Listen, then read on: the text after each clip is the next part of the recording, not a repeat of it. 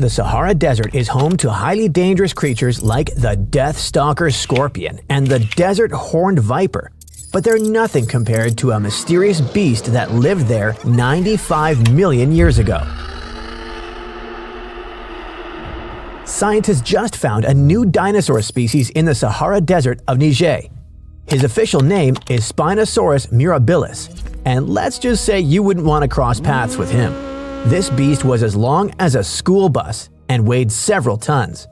He was a massive, powerful predator. His whole body was built to hunt.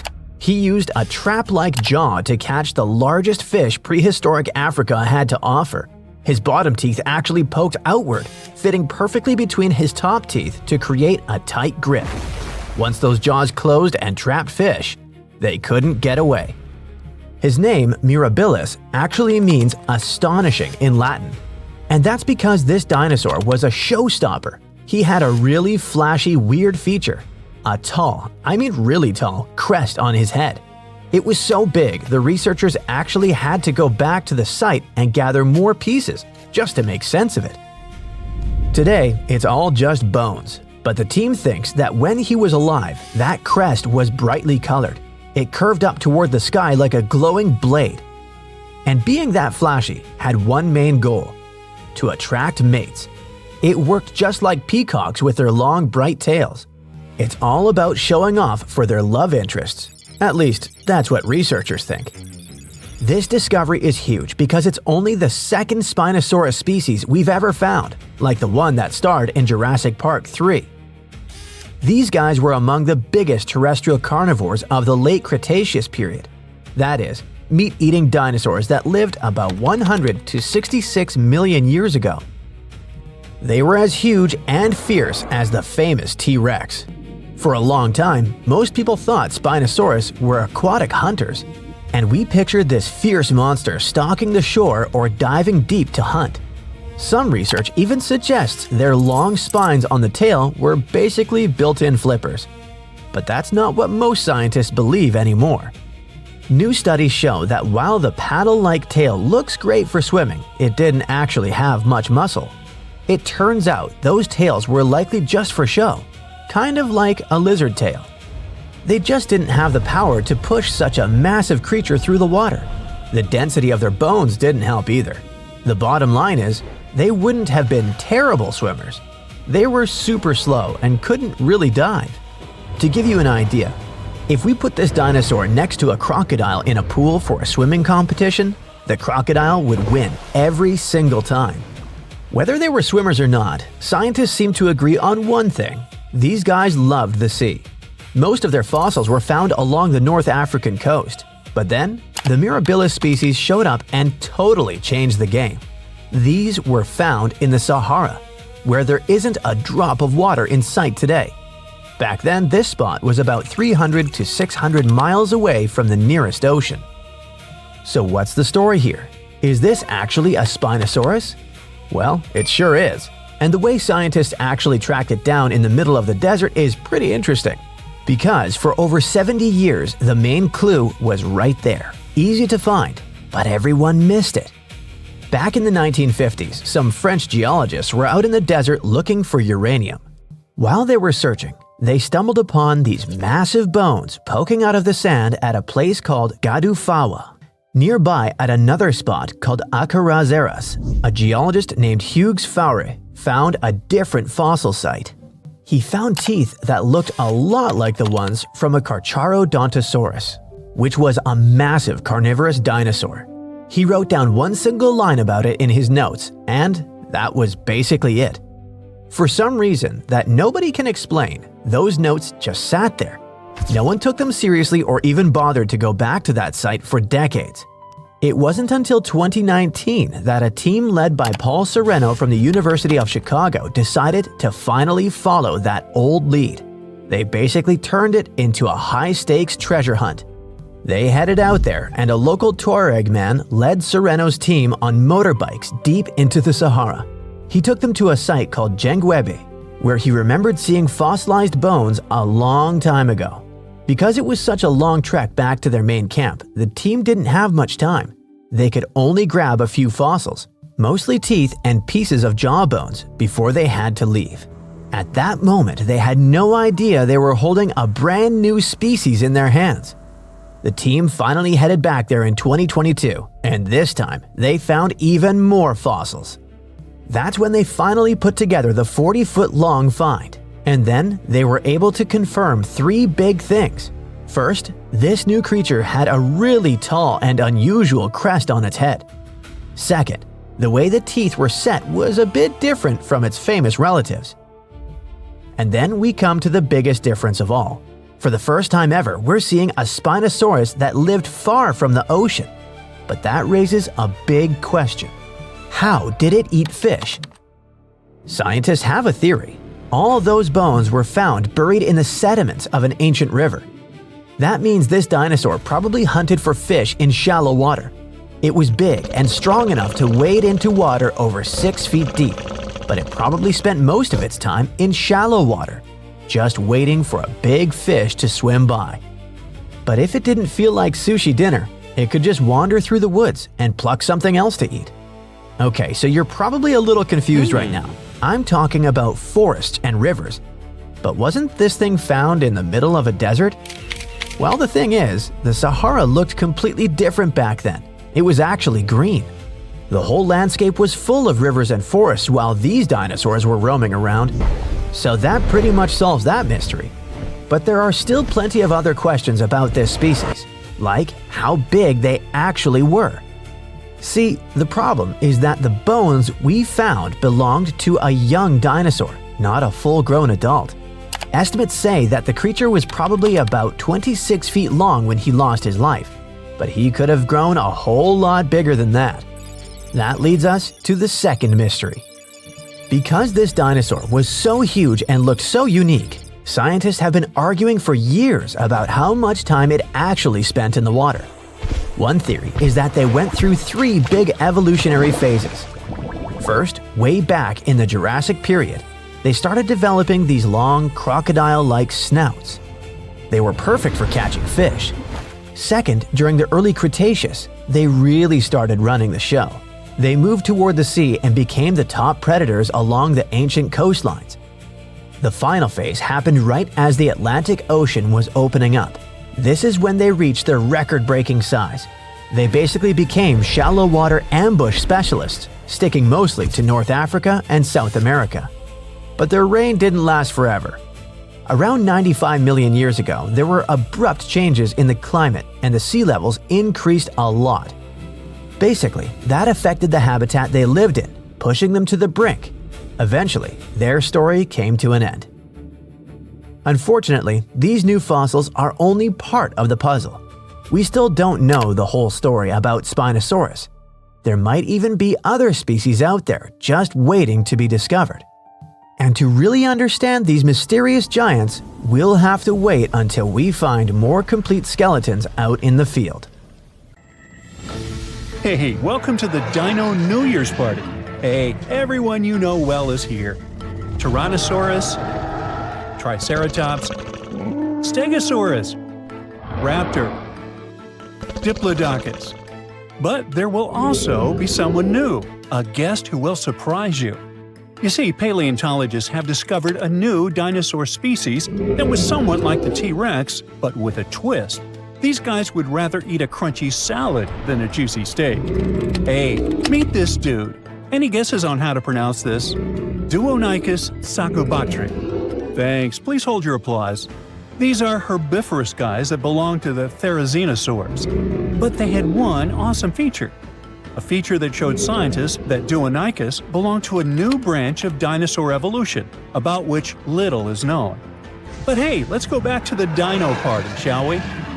Here you can see dinosaurs with different personalities. The T-Rex is a bully and toothy. The Velociraptor seems to be very toxic and moody. The Triceratops or Stegosaurus are aggressive but silent. You know, like those guys that don't touch anyone, but it's better not to mess with them. So among them all, the Therizinosaurus is a chill guy that will always help, will always keep you company at a party, and will never be annoying. Therizinosaurs lived in what is now Asia and North America during the late Cretaceous period, about 100 to 66 million years ago.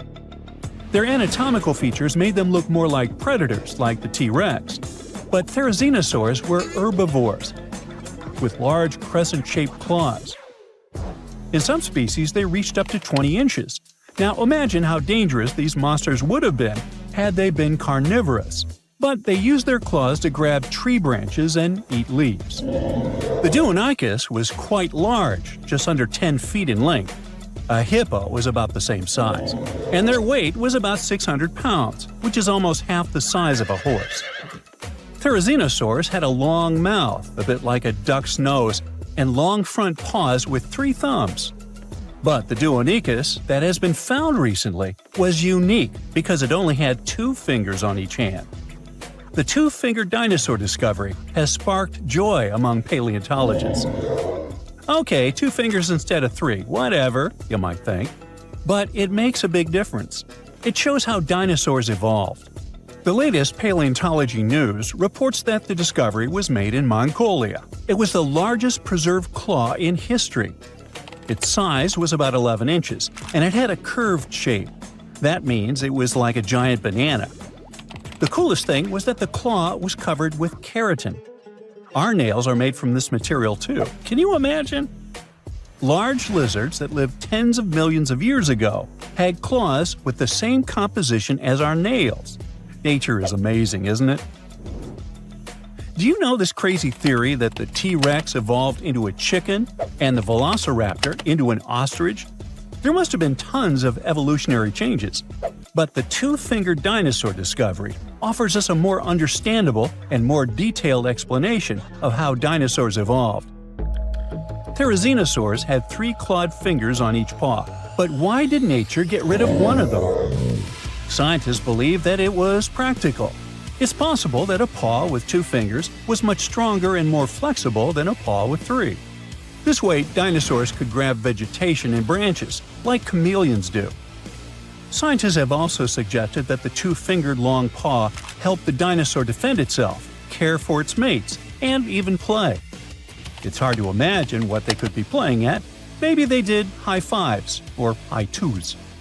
It would be cool if they had used those paw pliers not only for taking food, but for fighting off predators. And speaking of predators, the T-Rex had a similar front paw structure, but its small paws were useless. It would be cool if the Deinonychus could box with them or climb trees. Yes, it was an herbivore, but that doesn't mean that other bad dinosaurs could bully it. Let's just think that the Deinonychus was kind of weak and formidable to the strong. That's why it would be the most welcome guest at the dinosaur party. But the strangest guest at this party would be the Dinochirus, named Terrible Hands. The case of the Deinonychus shows how dinosaurs evolved from having 3-fingered paws to being 2-fingered. The Dinochirus shows that ancient lizards could evolve into a horse or something else. It sounds weird, but let's get to know this guy better. In 1965, the arms, hands, and shoulder girdle of an unknown dinosaur was discovered in the Gobi Desert in Mongolia. When paleontologists put the bones together, they got 2 long, creepy arms. For many years, those arms remained in the museum without a body.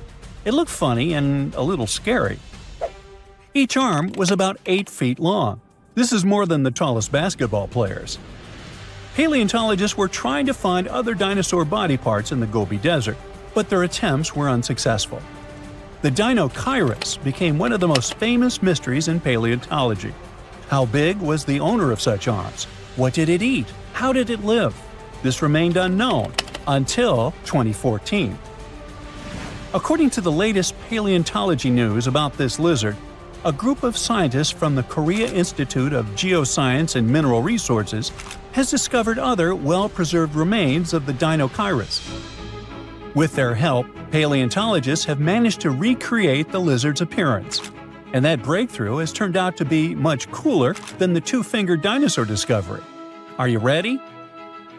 The Dinochirus was colossal, rather slow, with a horse-like head and a spine that formed something like a hump.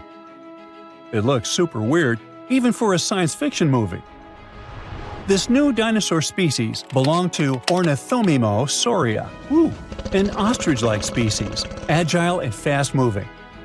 But not the Dinochirus. Instead of speed and agility, the dinosaur had a large size. It was 36 feet long and weighed 13,200 pounds, which is almost the weight of an adult elephant and the length of half a metro wagon. Despite its size, the Dinochirus was quite harmless. Its long muzzle looked like that of a duck or a horse. It also had no teeth. So for tyrannosaurs and other predatory giants, it was an easy lunch. And this is not just a guess. Scientists found bite marks on the discovered skeletons of this dinosaur. It seems this poor big dude met some really bad and hungry guys. But what was lunch to this strange lizard itself? It ate almost everything: soft plants, algae, small vertebrates, and fish. It sucked food from the bottom of lakes and rivers with its beak and tongue and swallowed stones to help grind the food. Those stones crushed the pieces of food and thus helped the stomach to digest stuff more easily. The dinosaur used its terrible hands to dig and pick up food from trees and the ground. But the strangest part of its body was its back and tail. The bones at the end of its tail were joined into a single structure called a pygostyle. This thing supports the feathers of modern birds. Now, it's possible that the Dinochirus waved its tail like a fan, and its back had thick bone spikes that stuck up from its spine. Considering that those bones were covered with skin, the whole strange skeleton structure looked like a sail. You know how dinosaurs evolved to have such a strange shape, and probably ask yourself, hey, what's the point? Well, scientists believe that the ligaments coming out of the spine help support the dinosaur's heavy belly and legs. To better understand how that could work, imagine cable-stayed bridges. Long vertical beams have many cables that hold the roadway. Similar, the Dinochirus spikes and ligaments help to hold the dinosaur's weight. Now, back at our dino party, it would be a shy, tall dude who accidentally drops a drinking glass and makes you feel awkward. It's lonely. It dreams of finding friends. And it will surely find them. A Diplodocus would make a great buddy. A herbivorous dinosaur with 2 fingers that looks like a predator and a horse-like giant with 2 long arms show us how diverse dinosaur evolution can be. T-Rex, Velociraptor, Diplodocus, and others are the superstars of the ancient world. It would be cool if paleontologists could discover new dinosaur species that would remove the old guard from their pedestal of fame. Would you like to see a movie starring the Dinochirus and the Duonicus? Hey, I would. Something exciting and kinda unexpected popped out among the rocks of the Ica Valley in Peru. The bones of a really old whale that lived almost 40 million years ago. At first, no one was really impressed because the bones they found were big and weirdly shaped, so people just thought they were looking at giant boulders. I mean, that's cool too, but things got way better when they realized those were the remains of a very large ancient animal that roamed along the coast of ancient Peru. Plus, it was probably the heaviest creature that ever lived. Sorry, blue whale, I know you worked hard to get to the top. The length of over 100 feet and weight of more than 200 tons brought you the status of the biggest animal on our planet. But it seems you've held the title long enough. Time to hand it over to our next candidate, and that one's really gigantic. This ocean beast was probably shorter than the blue whale, but heavier, with a weight that could be between 93 tons and 370 tons. If it's closer to the higher number, it'll make Perseus the biggest animal ever known to have lived on Earth. And it seems its weight was the result of having extremely thick, dense bones. You can see such bones today in manatees or some other early whales. Dense bones are a great tool for such marine mammals. This feature makes them heavy and allows them to stay submerged most of the time. But at the same time, if their body was too heavy, they would end up sinking all the time, and they would waste too much energy to move back up to the surface. So, to avoid sinking, marine mammals need to have enough lighter tissues, like muscles and fat, to help them float in the water without using too much energy.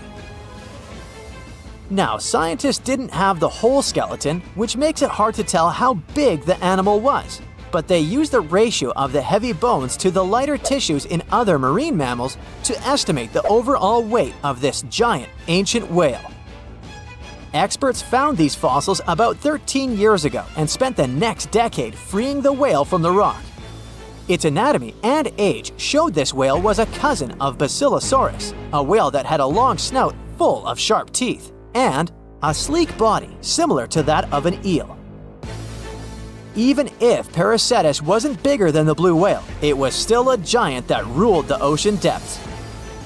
Unlike modern whales, there's a possibility that this ancient fellow was a predator that liked to go after bigger prey. And this also changes how we see the history of whales. Scientists used to think these magnificent creatures became really big about 5 million years ago when they started eating lots of small creatures. But here's the proof that giant whales existed even before that. But it's still unclear how this whale managed to find enough food to sustain its enormous body. Plus, it's still hard to tell what exactly this ancient creature had on its menu. It was pretty large and not such a fast swimmer, so it's possible it searched for food in shallow waters. Then it probably ate crustaceans, clams, or some other small animals hiding in the sand. One theory says it was a scavenger, which basically means it munched on remains of everything that would come its way. It's not so unusual to find marine animals in deserts. Many of these regions used to be covered with water anyway. The Sahara in Africa is a perfect example. About 50 to 100 million years ago, this was not a dry desert, but a shallow saltwater body called the Trans-Saharan Seaway. The land is not wet there anymore, of course, but people who lived in that area knew about it because they used to find old shells across the desert. The sea was about 164 feet deep. That sounds enough for a nice swim. Some would say this area looked like modern Puerto Rico, with lots of sun and shallow water. Mangrove forests were a common thing as well as seafloors covered with mollusks, like snails and clams. The marine sediment that was left behind after the sea had dried up is full of different fossils. And the animal that lived in that ancient underwater world didn't look friendly. Plus, they were much bigger than their relatives from modern times, so a regular-sized human would end up as a snack, not even a whole meal. Normally, when animals live on small islands, they can become much bigger than their relatives from the mainland. This is something we call island gigantism, and it happens because there are more resources or fewer predators on islands. Maybe the same thing happened in the Trans-Saharan Seaway. Even though it wasn't an actual island, the water moved in and out, which created little pockets of water. And specific conditions in these pockets might have helped animals grow bigger. So we're talking about giant sea snakes, catfish, and fish that no longer exist today. One had incredibly strong jaws, and the animal used them to eat hard things and even crush shells. Their teeth showed they were fierce predators other animals had every reason to be afraid of. They went through some changes when it came to diet, similar to some types of piranhas. And the competition to get to the top of the food chain wasn't a joke. Not when there were also such large predators as sharks, crocodiles, and ancient relatives of elephants. Sahara went through different phases. If you could use a time machine and take a peek at Earth's largest hot desert as it was about 6,000 years ago, you wouldn't have to struggle with sand and heat. You'd have a nice walk through a green and pretty lush place. In the past, people who lived in that area didn't leave drawings on cave walls that showed camels, sand dunes, and scorpions. All those things you'd see in today's Sahara. Instead, they drew crocodiles.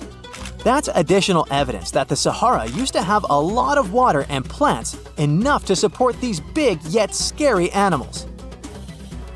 Around 3 billion years ago, Earth might have been mostly covered with water. Today, it's about 71% of its surface, but it seems that our planet used to be a giant ocean world with no continents at all, just some scattered islands. Scientists studied special rocks in Western Australia that formed in a place deep under the ocean called a hydrothermal vent system. To explain this better, it's important to mention two common oxygen types, O16 and O18.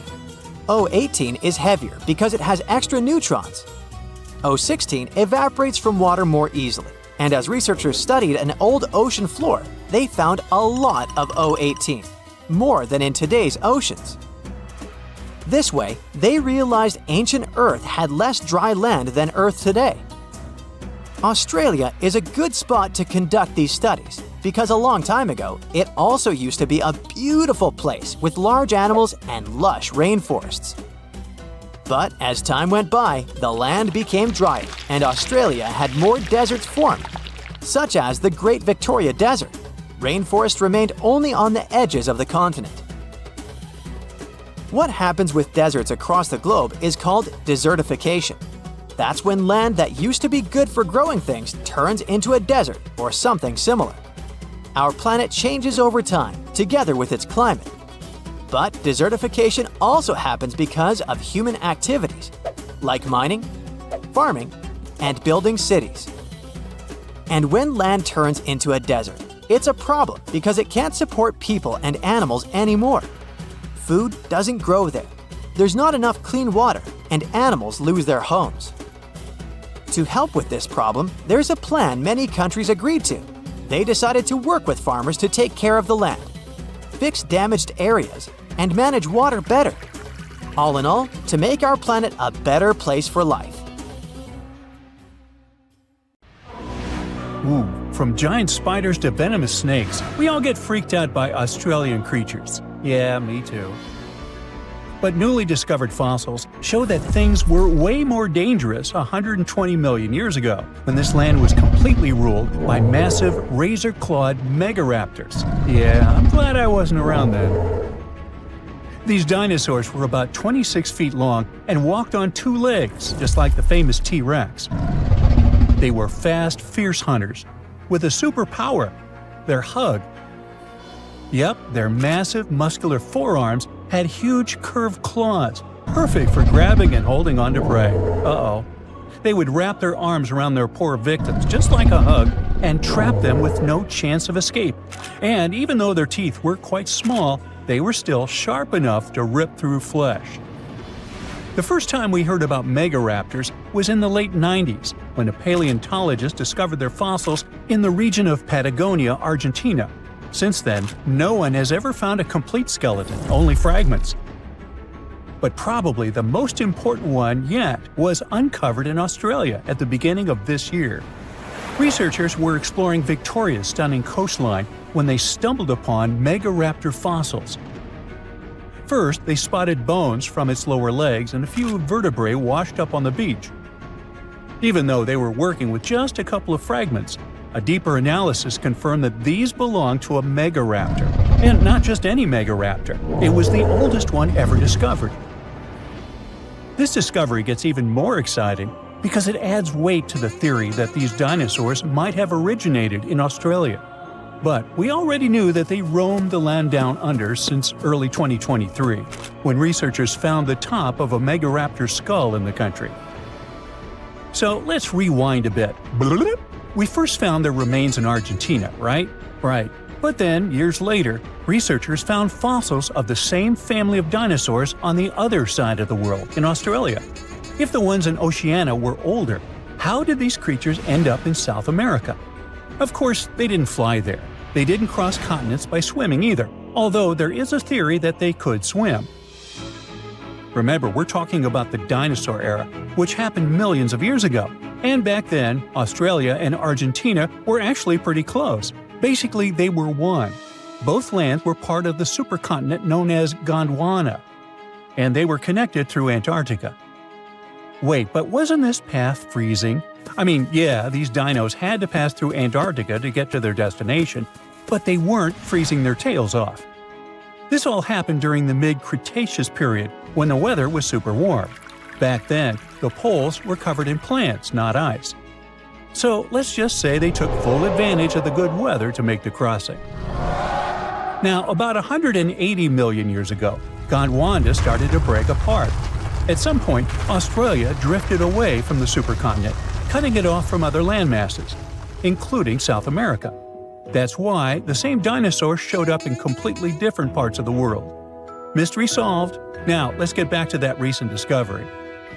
The researchers didn't just find a few traces of megaraptors on the beach. In total, they uncovered 250 dinosaur bones at the site, but only 5 of them were really important. They belong to 3 different species of dinosaurs that, as it turns out, all lived in Victoria at the same time. So yeah, we've already talked about those first 2 bones. They were from the Megaraptor. Next, we have a shin bone from a Onenlagiine. That's my best shot at pronouncing it. It's a dino also known as the southern raptor. This is a type of dromaeosaur with a long snout. And the last 2 shin bones of different sizes came from a Carcharodontosaurus, whose name means shark-toothed lizard. This one is a particularly big deal for 2 reasons. Number 1, it's the first evidence that this species lived in Australia. And number 2, it was small, and that is pretty surprising since we've always thought of this species as being massive. Fossils found in Argentina, for example, show this dinosaur reached a length of about 36 feet. But the one in Australia was much smaller, measuring only around 6 to 10 feet long. And that's still plenty big. Basically, what we're saying is that the way predators were ranked in these 2 parts of the world was completely different. In South America, Carcharodontosaurs grew to massive T-Rex-sized giants, towering over megaraptors and dominating the landscape. But in Australia, it was the complete opposite. There, huge, powerful megaraptorids roamed the land alongside smaller Carcharodontosaurs. So the predator dynamic was different. And all of this just shows how unique the ecosystem in Victoria was back then. Although isolated dinosaur bones have been found in Western and South Australia, most of the fossils come from the eastern part of the country, like Queensland. And there, researchers dug up something really, really rare: a well-preserved dinosaur skull. The study shows that this bone belonged to the 4th discovered specimen of Titanosaur. This group includes those massive long-necked dinosaurs. They look like the Brachiosaurus, but some of them were even bigger, reaching 120 feet long. The skull, discovered in 2018, belongs to this guy, whose pronunciation is above my pay grade, and the research points out that it roamed the Earth around 98 million years ago. Thanks to this find, scientists were able to recreate for the very first time what its face might have looked like. Probably after checking out the illustration, they thought, hey, it looks a lot like its cousin. They were talking about another species of Titanosaur, this other unpronounceable guy. And guess where they used to live? Yep, in Argentina. So, this research also supports the theory that dinosaurs crossed between South America and Australia during the mid-Cretaceous period. Now, this wasn't the only secret buried in Queensland, though. In 2024, researchers working there discovered the fossilized remains of a new species of pterosaur, about 100 million years old. These creatures were the first vertebrates that could actually fly, existing alongside dinosaurs. They were massive, powerful predators, with wingspans of up to 36 feet. But these remains belong to a new species within the pterosaur group, which they have named Hakuna Matata, or something similar. Compared to their cousins, they were on the smaller side, with a wingspan of about 15 feet. Still, that's bigger than a snowy albatross, the largest flying bird we have today. This species of pterosaurs were terrifying beasts, flying over the ocean to hunt for prey. Once they spotted their victim, they'd snap open their 60-centimeter jaws, filled with sharp spike-like teeth, and, well, I guess there was no escaping that. The last incredible discovery we're talking about today also comes from Queensland. For over 20 years, students walked past a plain-looking rock at Biloela State High School completely unaware that it held 66 dinosaur footprints, and they date back about 200 million years. These prints were made by a group of these Latin-named guys. They were small dinosaurs with 3 toes on each foot, and it seems like they were all over Queensland around that early Jurassic period. The rock they found at the school worked like a snapshot. giving us a better idea of what these dinosaurs were like and how they behaved. After taking a closer look, researchers found that the footprints came from 47 individual dinosaurs. This group was probably walking along or maybe crossing a waterway when their footprints got marked in the white clay. And the study also discovered that they were likely moving at less than 4 miles per hour at the time. So we only discovered those marks in Australia. But fossils of the same species found in other countries showed that they had these long legs, a big chunky body, short arms, and this tiny head with a beak. But honestly, they don't sound as scary when you realize they only ate plants. Whew.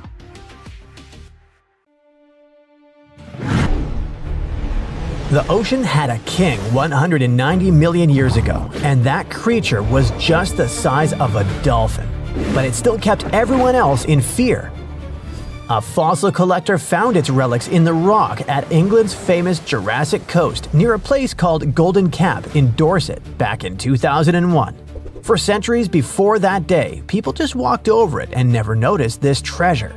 Then, it traveled all the way to a museum in Ontario, Canada. But it was still there until, in late 2025, scientists realized they weren't looking at just another sea reptile, but at something unique, the only known specimen of its species. The find received a nickname, the Sword Dragon of Dorset, and got the attention of the scientific world. Ichthyosaurus, the group this animal belongs to, spent their lives in the ocean, but they don't have much in common with fish. Think of them as the marine equivalent of dinosaurs' cousins. For millions of years, they ruled the seas the way sharks and whales dominate today. But the sword dragon didn't have much in common with those bad guys. This creature stretched just about 10 feet long and had a pretty unusual appearance. Many ichthyosaurs had thick skulls and strong jaws, which were just perfect for crushing prey. Instead, evolution gave our guy an incredibly long, narrow snout attached to a high-speed body. Researchers think it used that snout to slash through schools of fish and squid and to stun or slice prey before swallowing it. And the eyes of our sword dragon worked like giant camera lenses. They pulled in every bit of light available, so the animal could see in places where most predators would be almost blind. And in the ocean, where sunlight doesn't travel very far underwater, it's a huge advantage. Fish, squid, and other prey drifted through the gloom, thinking they had some cover from danger, and our dragon could spot them without a problem. It also had a pretty unusual skull. Most animals, including us humans, have a small bone near the nostril area called the lacrimal bone. Normally, it's nothing special. But on the sword dragon, it had odd little prong-like projections sticking out from it, something paleontologists had never seen on any other ichthyosaur before. In paleontology, those tiny details are everything. They become clues that tell scientists they're not looking at a completely new species that lived millions of years ago.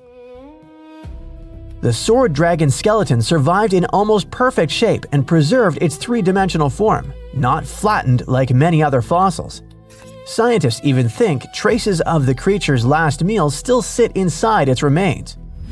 So, one moment this animal hunted fish in Jurassic waters, and the next moment it froze in time with its final lunch locked inside stone for 190 million years. The story got even more interesting once scientists began studying the bones carefully. Some limb bones and teeth have strange deformities, which means the animal suffered injuries or disease while it lived. The skull also has bite marks from a much larger predator, probably another ichthyosaur. That beast likely delivered the final blow. But the biggest reason scientists care about this animal so much is that it fills a massive gap in the fossil record. Fossils from the time period when it lived, around 193 to 184 million years ago, show up very rarely. Before this discovery, paleontologists saw two completely different groups of ichthyosaurs in the fossil record. Older ones before this period and newer ones after it. But no one knew exactly when or how that change happened. So, the sword dragon enters the story like a missing puzzle piece. This creature looked more closely related to later species that appeared millions of years afterward. That means the big evolutionary shift in ichthyosaurs likely started earlier than scientists thought. Now, let's leave the ocean and jump to a completely different landscape. One that once baked under the brutal sun of the Sahara. Around 95 million years ago, a predator walked there that looked just as strange as the sword dragon, but it chased prey on land and in rivers instead of the sea. The scientist who led the discovery described this animal as a hell heron. It stretched as long as a school bus and weighed several tons. Its skull had long crocodile-like jaws filled with conical teeth, so it could easily grip slippery fish for lunch. But the really weird part was a crest on its head shaped like a curved blade, a scimitar. It looked so unusual that scientists didn't even recognize the species when they first uncovered the bones in 2019. They only understood what they had after they returned to the site in 2022 and collected more fossils. Researchers find spinosaurs in rocks that formed near ancient coastlines, which clearly shows us that those creatures took their food from the sea. But this one turned up hundreds of miles from any prehistoric sea. The land around it once had forests and rivers instead of desert dunes. That means this giant predator probably went into freshwater ecosystems to look for food there, instead of coastal waters. So it looks like this massive dinosaur was wading through water up to 6.5 feet deep, standing on sturdy legs while scanning the surface for fish.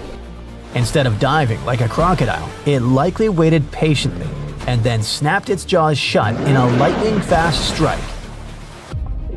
More than 200 million years ago, another strange survivor swam through freshwater lakes and slow-moving rivers in what is now Zimbabwe, an extinct species of lungfish. Unlike most fish, lungfish can actually breathe air. They have organs that function like primitive lungs, which allows them to gulp oxygen directly from the atmosphere when water becomes too stagnant or low in oxygen. In a way, they live between two worlds, part fish, part early experiment in the transition toward land animals. And that superpower makes lungfish really important to scientists. They are the closest living relatives to the ancient ancestors of all four-limbed animals. There used to be a gap in our knowledge of these creatures, but the new discovery helped fill it. Now we know that many lungfish may be more closely related than they used to think, and scientists can now better understand how these creatures survived for hundreds of millions of years. In a way, lungfish are one of evolution's masterpieces. This ancient blueprint kept working when entire worlds of species were born and vanished around them. Now let's travel even further back in time, way before dinosaurs ruled the planet. Around 275 million years ago, another bizarre creature swam through freshwater lakes in what is now Brazil. Researchers discovered the species from 9 fossilized lower jaws, each about 6 inches long. Instead of pointing upward like normal teeth, this creature's teeth stuck out sideways. Every single jaw had the same strange design, which proved the twist wasn't a mistake, but the way the animal evolved. The inside surface of the jaw had tiny tooth-like bumps called denticles. These structures formed a grinding surface, so the creature had its own built-in food processor. Scientists think it used that unusual mouth to chew small invertebrates, or maybe even plant material. That's a pretty unusual diet for an animal whose close relatives were mostly carnivores. And speaking of its family, this bizarre creature belonged to an extremely ancient lineage called stem tetrapods. Those were early four-limbed vertebrates that gave rise to modern reptiles, birds, mammals, and amphibians. By the time Tankia lived, most of those early lineages had already disappeared. Yet this one somehow survived, and newer, more modern animals evolved around it. Scientists call this kind of animal a living fossil. When researchers analyzed the fossils, they made the conclusion that this mysterious creature grew up to about 3 feet long and probably resembled a salamander with a longer snout. It swam through lakes in a world where the continents still formed the giant supercontinent Gondwana. This discovery is also important because it helps scientists understand how ancient ecosystems functioned and which animals filled different roles in those early communities.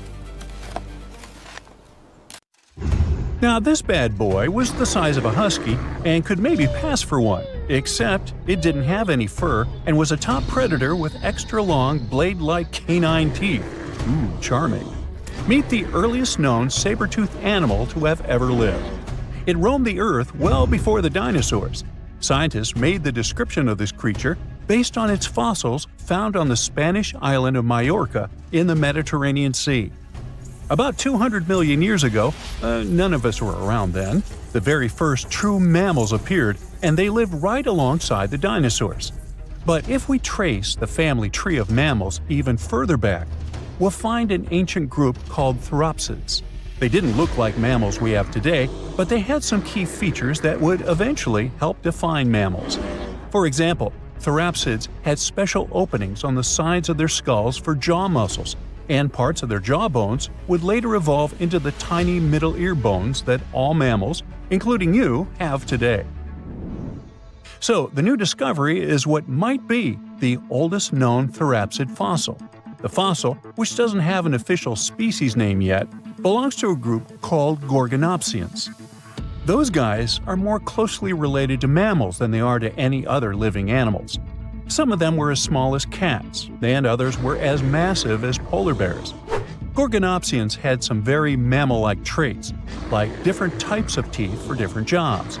But unlike mammals, these ancient predators kept replacing their teeth, even their giant saber-like canines, over and over during their lives. Hey, that would be handy. Until now, the oldest Gorgonopsian fossils we knew about were around 265 million years old. But this new fossil is even older, dating back between 270 and 280 million years.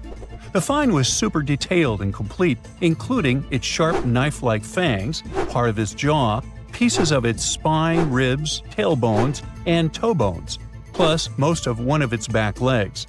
Even though the creature's skull wasn't complete, the scientists think it was about 7 inches long, and the animal itself would have been around the size of a medium-large dog, weighing between 66 and 88 pounds. But other than that, it didn't really look much like a dog. Even though it had some lizard-like features, calling it a lizard dog is totally wrong. Mammals and reptiles do share a super ancient ancestor from about 320 million years ago, but their evolutionary paths split a long time ago. When the newly found creature was alive, the island of Majorca was right in the middle of the gigantic supercontinent Pangaea. Back then, this area went through super wet and super dry seasons. Scientists have always wondered if major moments in mammal history happened in tropical places like this, but we just didn't have the right fossils to prove it. Now, with the discovery of the oldest known Gorgonopsian in Majorca, the missing pieces of the puzzle are coming together.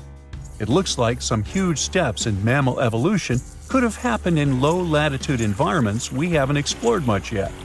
The so-called gap in the fossil record might just be because paleontologists weren't looking in the right spots.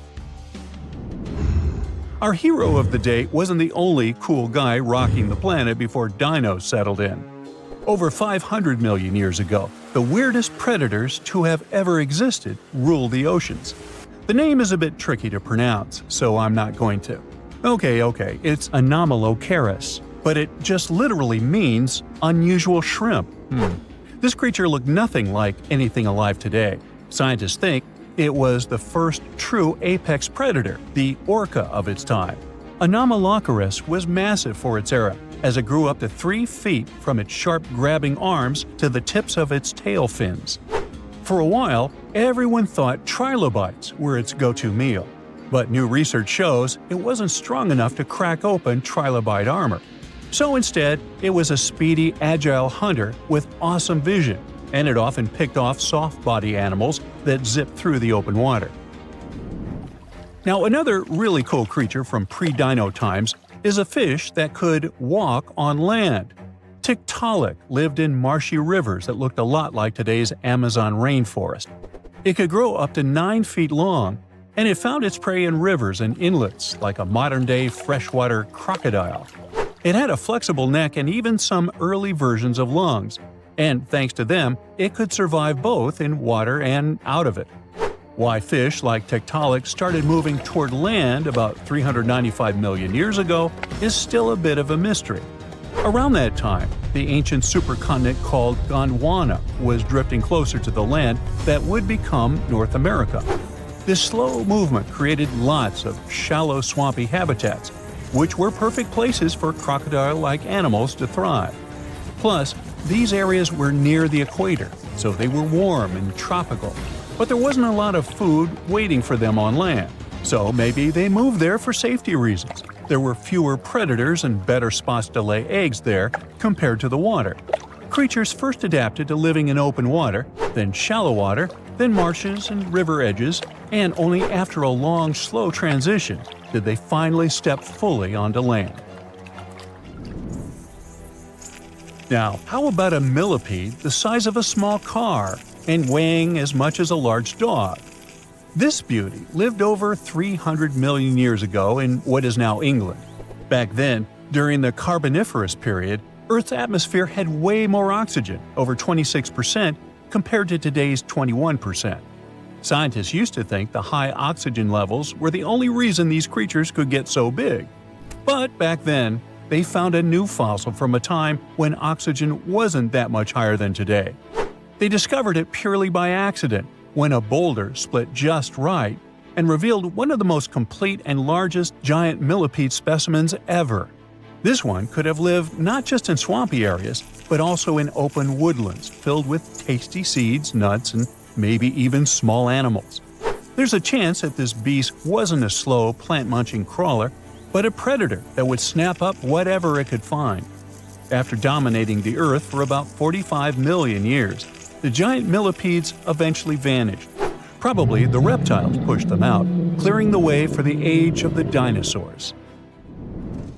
Now, in case you ever wondered what would happen if you crossed a polar bear with a saber-toothed cat, here's the answer. This guy ruled the southern ecosystems after migrating 7,000 miles across the supercontinent Pangaea around 252 million years ago. It had a tough skin like a rhino's and massive canines, perfect for tearing away huge chunks of meat, and it was an excellent runner. Once it got to its new home, in what is now South Africa, it replaced a whole group of local predators. But its glory didn't last long, as closer to the end of the Permian period, massive volcanic eruptions made the weather patterns change and wiped out about 90% of all species.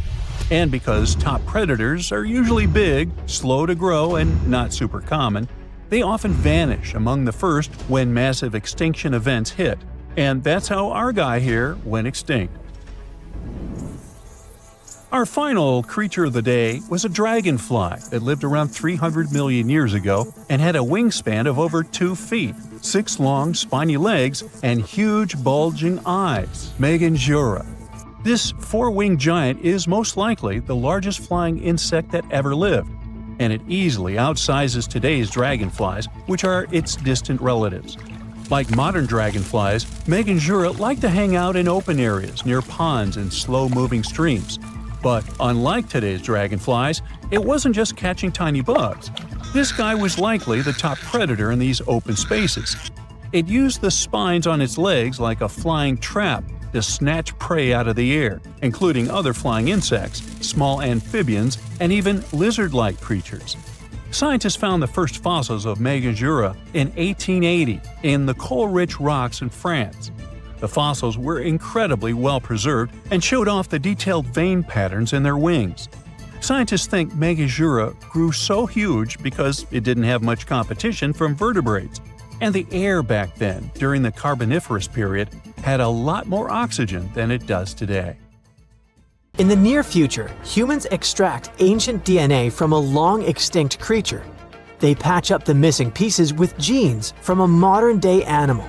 Then, in a high-tech lab, they bring the species back to life. Sounds familiar? Well, yes, that's actually the plot of the original Jurassic Park. But the thing is, we're now living in the timeline where researchers are doing exactly that. Although this time, the star of the show isn't a raptor or a T-Rex. Believe it or not, scientists at Colossal Biosciences want to bring back the giant moa. Think of it as an ostrich, only twice as tall and way bulkier. It was a massive flightless bird that went extinct almost 600 years ago. The moa once roamed the forests of New Zealand, towering up to 12 feet tall with its neck stretched. This makes it the tallest bird to ever walk the planet. It weighed almost 500 pounds, but funny enough, that doesn't make it the heaviest bird that ever lived. That crown goes to Madagascar's elephant bird, but still, 500 pounds of bird is not something you want running at you in the woods. The giant moa didn't have wings or a beak built for battle, but it didn't need them.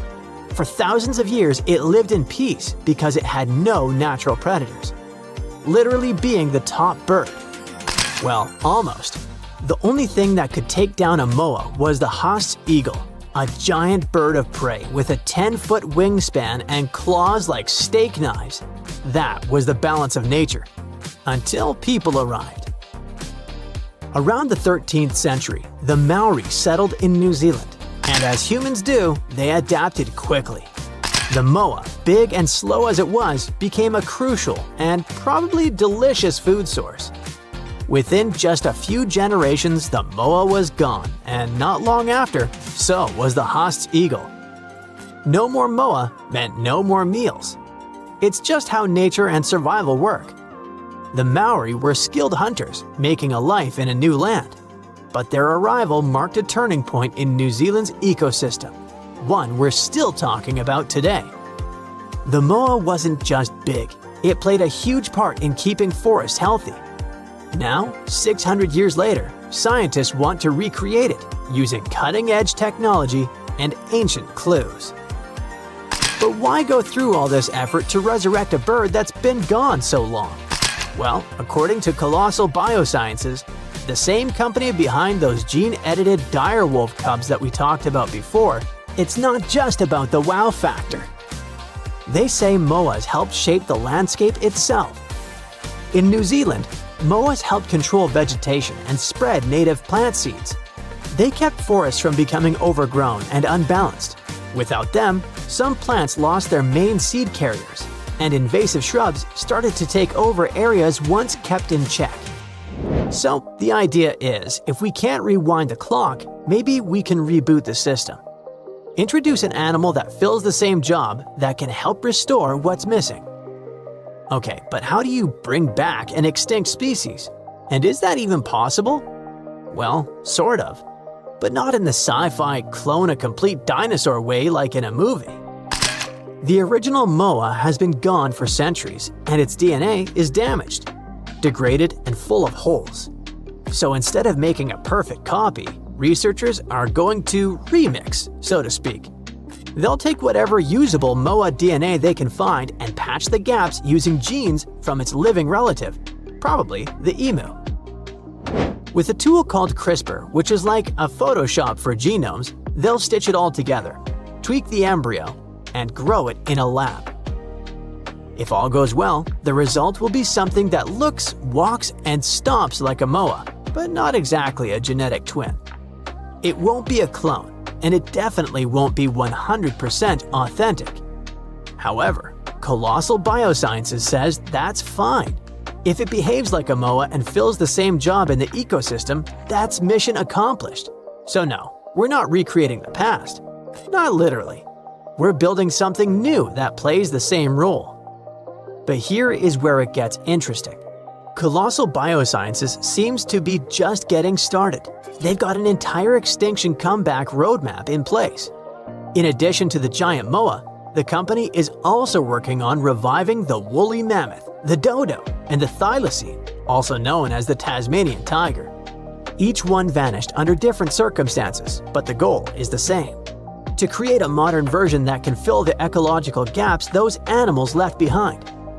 Woolly mammoths were Ice Age elephants. They were befriending ground sloths and shaking the Arctic ground with each step, knocking down trees and flattening snow. During the Ice Age, this region wasn't the frozen wasteland we know today. It was called the Mammoth Steppe, a dry, windy grassland stretching from Spain to Siberia to Alaska, filled with cold, hardy grasses and scattered shrubs. Mammoths helped keep it that way. However, some scientists think that their disappearance may have turned open ecosystems into soggy, carbon-trapping wetlands. So now, the idea is to mix mammoth DNA with Asian elephants to create a fuzzy, cold-loving hybrid that could help the Arctic stay grassy instead of swampy. Maybe even help slow down climate change by keeping the permafrost frozen a little longer. The dodo bird is probably the most famous extinct animal in history. It lived on the island of Mauritius, where it ate fruit and helped spread seeds across the forest. After European sailors arrived, the number of dodos slowly dwindled.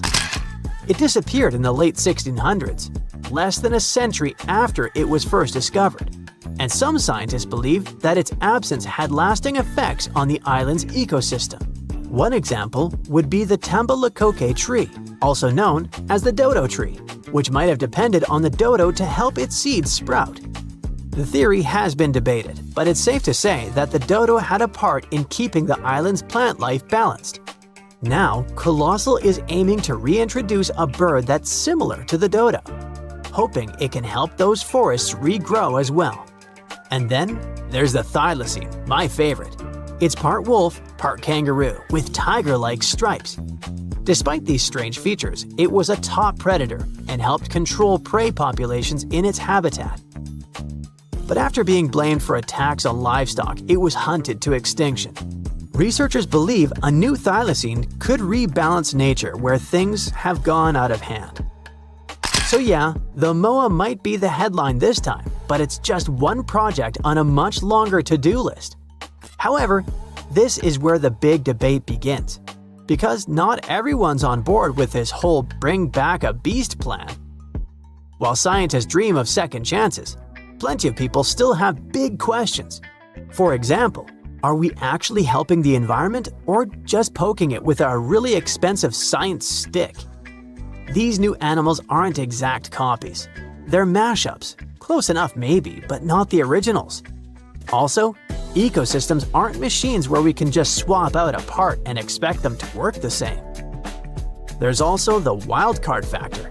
A lab-made MOA might not act like the ancient one. It could munch the wrong plants or throw off the balance by outcompeting something that wasn't even around the last time it existed. Some experts worry that tossing new species into today's ecosystem could backfire. After all, the world they're coming back to? It's different. And in some cases, their old homes don't even exist anymore. There's also a deeper concern: the message this sends about extinction. If people believe we can just bring things back, will they take conservation any less seriously? Will protecting endangered species feel less urgent if extinction stops being permanent? So while the science behind all this is undeniably impressive, the ethical questions aren't going away. Should we be reviving species, or should we be doing more to protect the ones that are still here? If both options are true, how do we do so successfully? Whether it's mammoths, moas, or dodos, one thing's clear. We're not just studying nature anymore. We have the power to rewrite it. And like Uncle Ben said, with great power comes great responsibility. Let me know what you think. And as always, stay on the bright side. Boom! An explosion of supersonic waves, interplanetary heat, dust, fumes. The Earth's atmosphere has been invaded by a cosmic rock the size of Everest. A few seconds ago, this rock, weighing trillions of tons, was hurtling towards Earth. It could fly from New York to Anchorage faster than you could fry yourself an omelet. This monster's name? The Chicxulub Incident. Epic name, right? 66 million years ago, it crashed into the Earth. Back then, dinosaurs ruled the planet, but not for long. The epic collision took place in modern Mexico, in the Yucatan Peninsula, right near Cancun, where the dinosaurs were vacationing. Well, probably not. Still, the huge space rock hit the ocean, but even all that water couldn't stop the inevitable. The collision caused a huge amount of energy to be released. The horror on a planetary scale had begun. Imagine a mini-sun lighting up the surface of the Earth with tsunamis the height of the Statue of Liberty bursting from the epicenter of the watery impact. Not good. The blast blew through the surface of the Earth, It was as hot as an oven and burnt everything in its path. The impact provoked a colossal earthquake and serious volcanic activity. A bunch of volcanoes simultaneously released hot lava and ash into the prehistoric skies. Millions of tons of ash and soot poisoned the air. This formed a huge ash cloud in the atmosphere, which blocked out the sun's rays for several years. The long winter had begun. Only there wasn't any snow falling from the sky, but rain made of sulfuric acid. Yes, the Chicxulub incident might just be the most important thing that ever happened in the history of our planet. Even more than YouTube. Back then, there were loads of volcanic eruptions, a lot of flammable oxygen in the atmosphere, constant temperature changes. It was the perfect and worst time for all of this to go down. So, how are we so sure about all this? Well, the asteroid left an absolutely huge crater on the planet's surface. Today, this scar is hidden under the Gulf of Mexico. Scientists found a lot of places on Earth with abnormally high levels of iridium. This metal is very rare on Earth, but it's in a lot of asteroids that scientists have examined. Scientists studied some 66-million-year-old rocks. In the layers of rock, they found dust, the same dust that comes from asteroids. This could only have happened if a huge asteroid had crashed into Earth. The catastrophe led to the extinction of not only the dinosaurs, but also the asteroid. It was so hot at the point of impact, part of the asteroid just disappeared. A lot of water vapor and carbon dioxide shot up into the atmosphere. But the biggest problem, sulfur. It got kicked up by the asteroid impact and flew up into the air. These tiny sulfur particles blocked out a lot of the sun's rays. Without the sun, a lot of plants disappeared and the climate eventually got colder. The immense heat turned stones into glass. Scientists call these things tektites. The energy of the impact threw them up into the skies. After a short flight, the tektites fell down to Earth. But it wasn't pretty. Rain fell too, only instead of drops of water, you'd have seen hot glassy fireballs. They bombarded the planet's surface for days. The tektites set fire to everything. Scientists found evidence of this all over the world, not just near the collision site. But a lot of things from back then are still a mystery. Some scientists think that Chicxulub wasn't even an asteroid. It might have been a comet. Asteroids are mostly made of stone and metal. Most often they kind of look like a potato. A comet contains rock, metal, and ice. Comets look like dirty cosmic snowflakes, complete with ammonia, methane, and carbon dioxide. Comets sometimes come from the Oort cloud. It's a huge cloud of ice and debris around our solar system. From time to time, comets break free from the pack and head towards our sun. According to scientists, this special comet flew right past Jupiter. The gravity of that huge planet accelerated the comet even more. It flew towards the sun, gaining more and more speed. The comet's outer ice shield started to evaporate, and it probably gave off a lot of dust and gas, which made it look like it had a tail. The sun's gravity eventually shattered the comet apart. One of the fragments flew through space and crashed into the Earth 66 million years ago. So, asteroid or comet? The truth is, we'll never know. What we do know is that the Earth was seriously unlucky to be in its path, and it was never the same again. The catastrophe stopped the development of 75% of life on Earth. Some bigger marine animals, like crocodiles, turtles, and fish, survived the impact. Out of all land animals, the only ones to survive were the ones that were, on average, smaller than the modern raccoon. That includes a bunch of special species of dinosaurs, the ancient ancestors of birds. Scientists believe they survived for two reasons. After the huge impact, it took a long time for plants to start growing again, and a lot of animals didn't survive. Most remaining animals didn't have enough food. But these dinosaurs had a beak. With its help, they could split open nuts and dig seeds out of the soil, so they survived.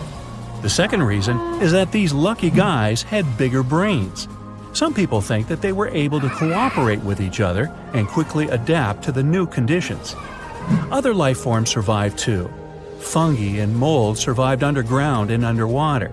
Gradually, the darkness cleared away, and ferns began to take over the lifeless landscape. After a few thousand years, forests started to reappear. The animals that survived were pretty much all inconspicuous and small creatures. They lived in burrows, safe from all that hot ash. Before the collision, mammals had lived in the shadow of dinosaurs. But with all the dinosaurs suddenly gone, things were about to change. Mammals were able to take over.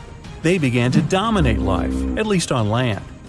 Back to the moment when everything changed. Turns out, it wasn't the size of the asteroid that made it so powerful. It was more about the angle in which it hit the Earth. If the angle of impact had been different, the dinosaurs might have even survived the catastrophe. So, what would that have looked like? Well, let's travel back, way back. Oh no, there's a giant asteroid heading for Earth. Oh, wait, never mind, it missed. Whew. There are plenty of earthquakes, tsunamis, and volcanic eruptions every day, but dinosaurs don't mind that much. No big deal. Fast forward a few million years, and most of these ancient lizards have changed and are now unrecognizable. Thanks to a couple of ice ages, many dinosaurs are now totally covered with feathers to protect them from the cold. Mammals exist, but they're few and far between. You see a lot of bats in caves. There are tons of rat-sized rodents in the forests.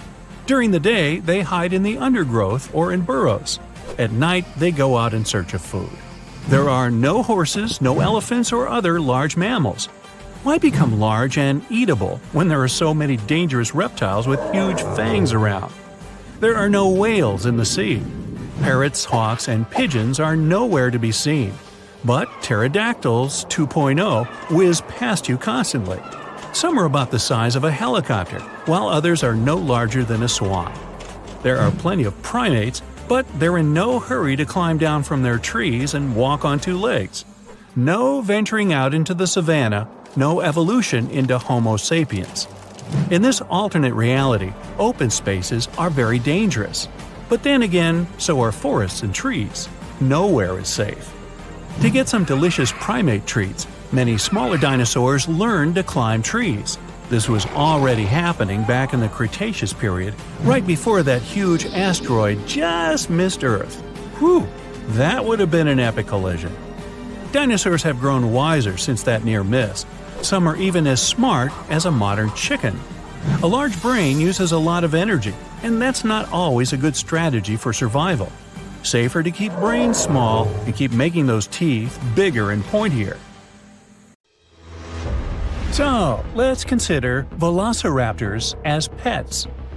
Yeah, walking your dino in the park, playing fetch, and we probably could have it now if it hadn't been for those pesky asteroids.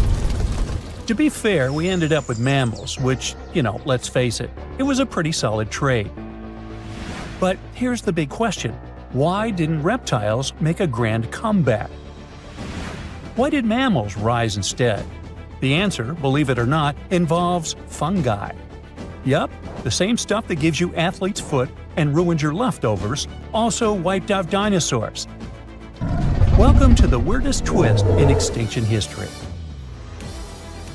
It all started with a very bad day 66 million years ago, when a 9-mile-wide asteroid crash-landed in what's now Mexico. The space rock was moving so fast that it vaporized on impact, punching out a crater 10 times its own size. Now, if you remember anything from your physics class, and no judgment if you don't, high speed means high energy. And that energy turned into a blast wave and heat so intense it could have cooked anything in the area instantly. And it didn't stop there. Tiny molten rock beads rained down globally, generating radiation equivalent to 20 million megatons. Forests caught fire, wildfires raged across continents, and the sky filled with soot and sulfuric acid.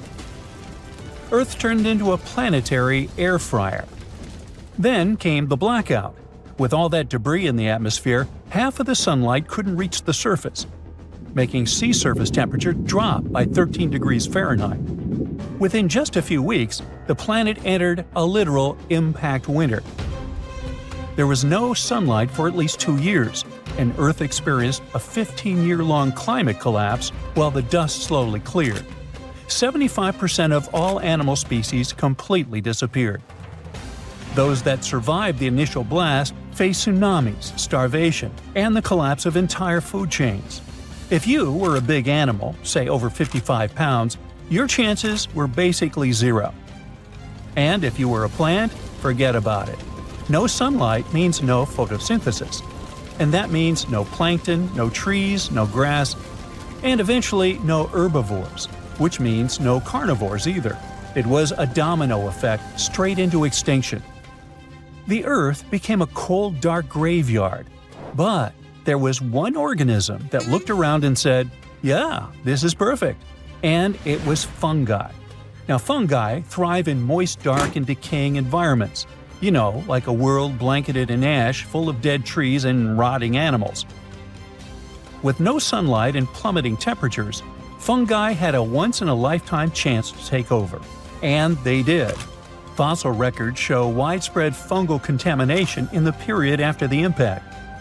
It was a global fungal bloom, like the moldy icing on an apocalyptic cake. Now, this was great news for fungi, but terrible news for reptiles. See, fungi aren't just harmless mushrooms. Many are pathogens, and they love cold-blooded creatures. Reptiles, including some of the dinosaurs that survived, were ectothermic. This means that they relied on external heat sources to warm their bodies. In a normal situation, a nice sunny rock would do the trick.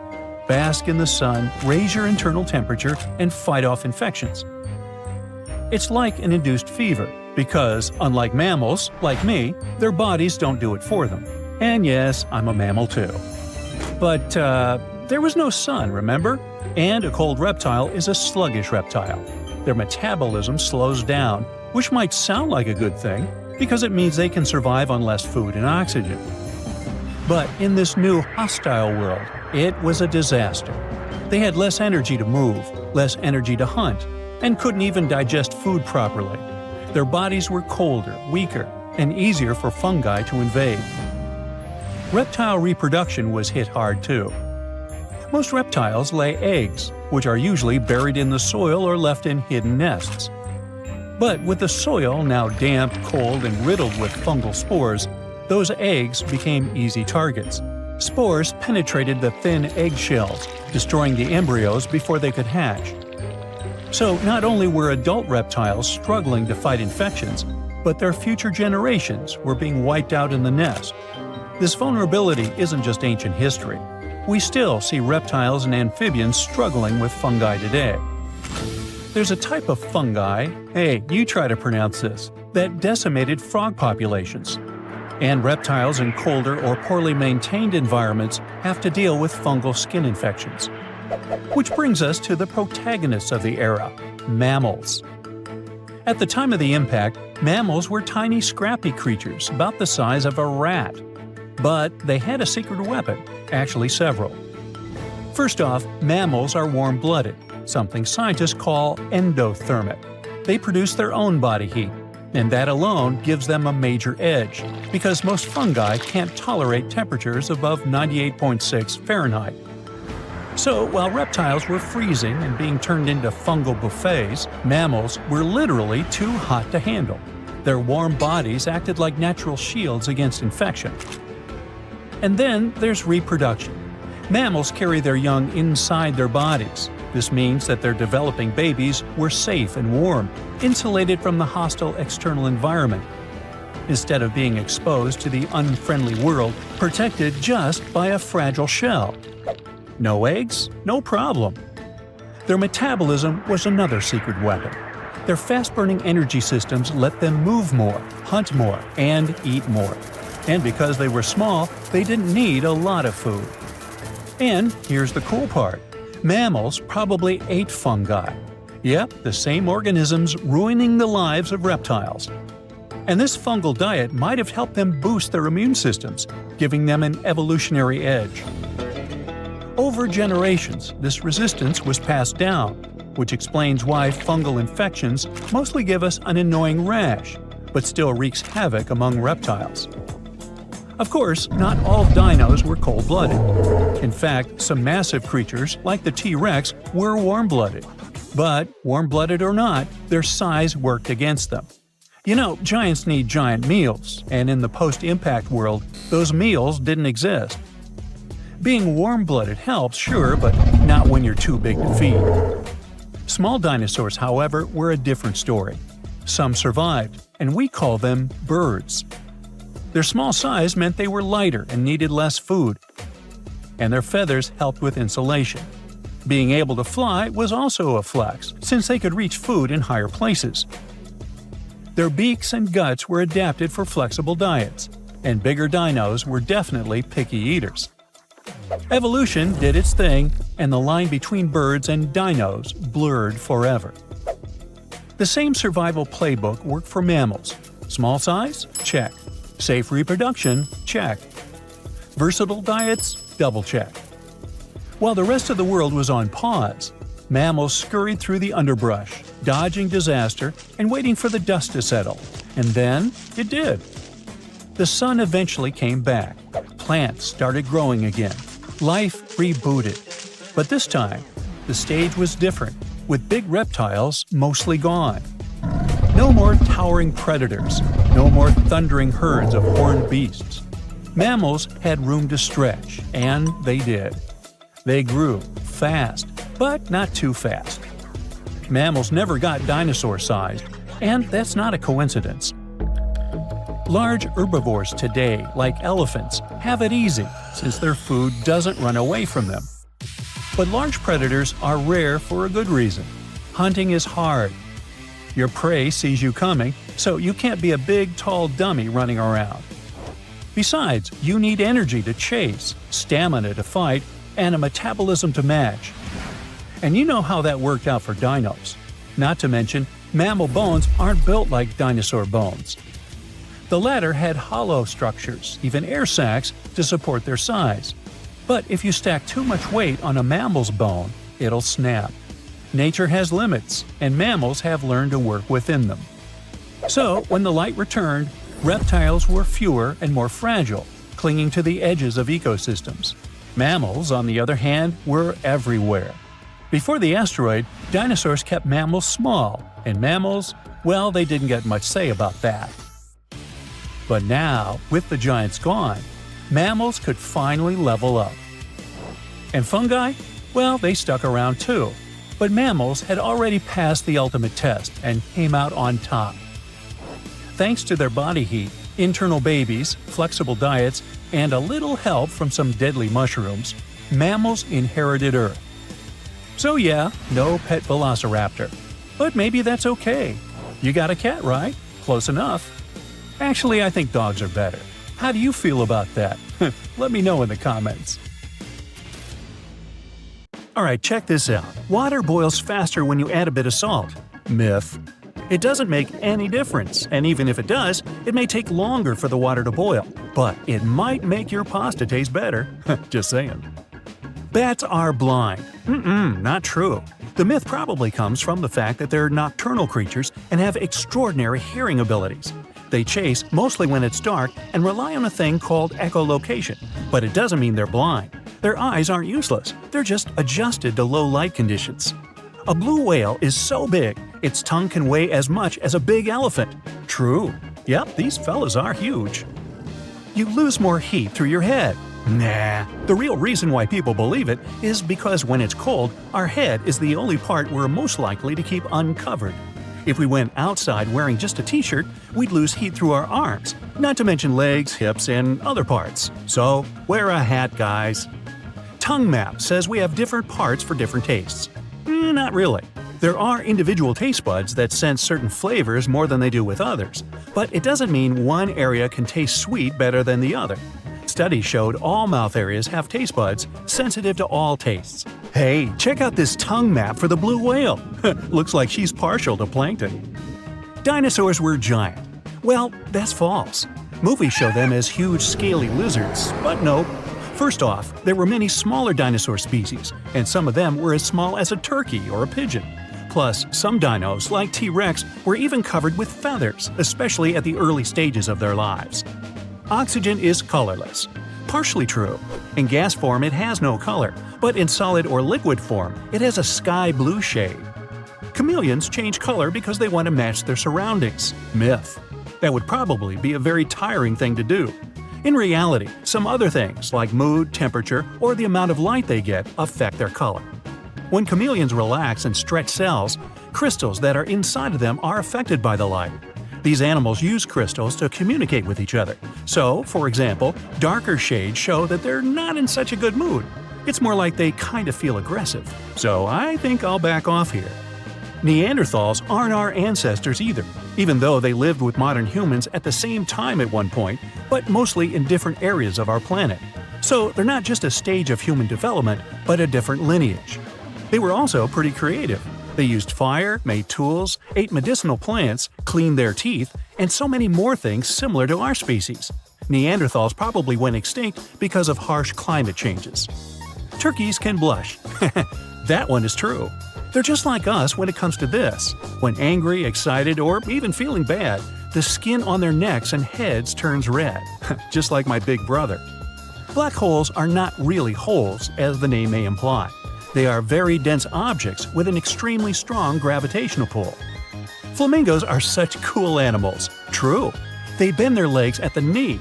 Myth. They actually bend them at the ankles, since the knees are closer to the body as well as covered in feathers. Supermarket apples are fresh. Maybe yes, but maybe not.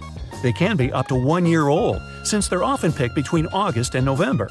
After that, they're covered in wax and dried in hot air. Finally, they're sent into cold storage, and after 6 to 12 months, we see them on the supermarket shelves. Bottled water has an expiration date? True. But that doesn't mean the water is the thing that expires. The bottle does. The plastic starts to leak into the water and some unwanted chemicals appear. The tea bag wasn't actually planned. True. In the early 20th century, Thomas Sullivan filled small silken bags with samples of tea leaves and sent them to his customers. The idea was to open them and toss tea leaves in the hot water. Many customers thought they were supposed to put those bags into the teapot without opening them. The tea bag went through some improvements, got string and a paper tag at the end, and the new unplanned invention was ready. Lightning will never strike the same spot twice. Not true. The Empire State Building was once struck 8 times in only 24 minutes. There was a terrible storm, and nothing could or can generally keep lightning away from the place that got hit. If a struck place has features that attracted the lightning in the first place, like terrain shape, standing water, or height, it may attract it once again. You have so much DNA in your body that you can actually stretch it from the Sun to Pluto and back. True. And not just once, 17 times. Of course, you're not going to look the same after you do that. Crocodiles are one of the oldest species in the world. Yup. They have been around for 200 million years already. Like my neighbors down the street. Opossums sleep while hanging by their tails. You can see that in cartoons and some photos, but in general, they don't.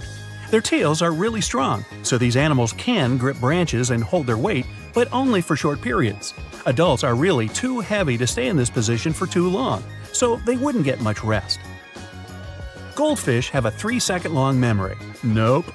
Those colorful fish are actually really smart. One study showed goldfish could tell the difference between 2 classical songs. They're not quick learners, true, but after over 100 sessions, they did it, which wouldn't be possible if their memory could really last only for 3 seconds. One type of salamander, you can read that on your own, go ahead, can extend its tongue over half of its body length in only 7 milliseconds. True. That's 50 times faster than a blink of an eye. Ooh, gotta be fast to catch that tongue map. People can multitask. Not true. Checking emails, talking on the phone, cooking, it seems like doing several things at the same time saves time, but research shows multitasking is not quite possible. Our brain is wired to do one thing at a time. So when we think we're multitasking, it's actually switching tasks, which can take even longer rather than saving us some time, as well as whittling down our attention spans. Earth is not the only planet with water. NASA discovered Jupiter had an ocean with twice as much water as we have on our planet. It's right under a layer of ice. Even Mars has some liquid water flowing. Also, the Earth is round. Or is it? Technically, it has flattened poles, together with a bulge at the equator. That way, it has an irregular shape of an ellipsoid. Zombies are not made up. True. Okay, humans can't turn into ones as we see in movies, but the animal kingdom has its zombies. For instance, there's a type of fungus that takes over ants, spreading specific chemicals in their brains. That makes an ant leave its family looking for the place where this fungus wants to live. The world's biggest waterfall is under the ocean. Oh, very true. It's in the Nordic seas. The cold seawater is denser than the warm waterfall. The drop is almost 2 miles long. The smallest wasp in the world is not bigger than an amoeba. True. This wasp has the same body parts as other bugs, like eyes, wings, brain, legs, and more, but it's just 0.008 inches long, which, in most cases, makes it smaller than one-celled organisms we also know as amoebas. Snow can only be white. Not true. And I'm not talking about the snow near fire hydrants. For example, there are some mountains with pink snow, like the Sierra Nevada in California. Its color is caused by a certain type of algae living there. Aurora Borealis has a sister. True. It's called Aurora Australis, and you can see it in the southern hemisphere. The best time to see it is in winter. Over 99% of atoms is empty space. True. If we collected all the people in the world together and removed all the empty space between the atoms out of them, the population of Earth would fit into the size of an average orange. I think we should try that. Then I could finally get a seat on the bus. Dolphins communicate and call each other by names. True. They use specific vocal whistles to identify each other. So long, and thanks for all the fish. The toilet flushes in different directions when on different hemispheres. Nope. The direction is the same whether the toilet is in Australia or France. Really? A snail can have a pretty extended nap. True. Some snails can sleep for around 3 years in a row. Sharks smell just one tiny drop of blood from miles away. Not quite. Sure, their brain region in charge of smelling odors is enlarged, but the ocean is really big. Plus, it takes time for odor molecules to spread in liquid. On a pretty good day with favorable currents, a shark may smell the prey from a distance of a couple of football fields away, but not miles. Finally, penguins propose to their significant other. True. They're monogamous, and after choosing a mate, the male gives the female a pebble to show his affection. Ah. There's a monster hiding in the remote forests, swamps, and rivers of the Congo Basin in Central Africa. It has a long neck, looks like a dinosaur, and is the size of an elephant, or maybe a hippo at least. That's what people who claim to have seen it say. It should have gone extinct millions of years ago, but this Congo's version of the Loch Ness Monster somehow survived. This creature is the Mokele Mbembe, which means one who stops the flow of rivers, and more folks are saying they've seen it lately. European explorers first heard the stories of this creature from the people living near the Congo River in the early 1900s. A German captain even included a description of the monster in his official report from his expedition. The locals told him the animal was of a brownish-gray color with smooth skin, a very flexible neck, and only one long tooth that could be a horn. Some of them mentioned a long, muscular tail, like that of an alligator. They also said that the creature lived in the caves, but climbed the shores even in the daytime to find some plants to eat. Locals also believed its favorite snack was a kind of liana with large white blossoms. Some of them even showed the German captain some fresh path the monster left leading next to those plants. And they warned him that Mokele Mbembe definitely didn't like humans and took down any canoe that would sail nearby. Dinosaurs were a real hit in pop culture in the 1910s, and several newspapers in Europe and North America wrote about the dino-like monster from Africa back then. In the later years, several expeditions traveled to the Congo Basin to search for Mokele Mbembe or interview claimed witnesses. They did not find any direct physical evidence, but collected many stories. One zoologist in the 1980s said he took a film of Mokele Mbembe, but the footage did not develop properly. Stories and movies like Jurassic Park have kept the dream alive that dinosaurs might still be hiding somewhere in deep forests. At some point, people stopped reporting sightings of the creature as often, so it almost became a forgotten legend. But it all changed recently, as many people claim to have witnessed the mythical monster with their own eyes. Cryptozoologists, those fans of mysterious creatures, believe it could be a dinosaur that, for some reason, didn't go extinct, related to a brachiosaurus or a diplodocus. This idea comes from how people describe seeing the creature, with a super long neck, a huge body, and a tiny head. They think it might have stayed hidden in the deep forests of Africa all this time. But scientists say that if it really were the last living dinosaur, we would have found some real proof by now, like a photo or bones or something showing it walking around the Congo Basin. Some expeditions that are trying to find proof the monster is real have even used sonar technology to scan the murky waters of Central African rivers and lakes in search of any large, unidentified creatures. Some people even narrowed down the monster's location to a specific remote lake, surrounded by untouched jungle in the swamps. So far, the search for evidence hasn't been successful. The explanation behind all the sightings of the Mokele Mbembe could be the changing ecosystem. More and more human settlements are moving into the huge Congo Basin rainforest. People aren't used to seeing large animals that live in the forest, so they believe they have witnessed the mysterious creature from their folklore. The human brain often fills in the gaps in something we don't know and uses imagination to explain it, especially if there's a ready-made version that everyone's heard of. But still, we can't completely rule out the possibility that there are some new, unknown species of animals hiding in the Congo forests.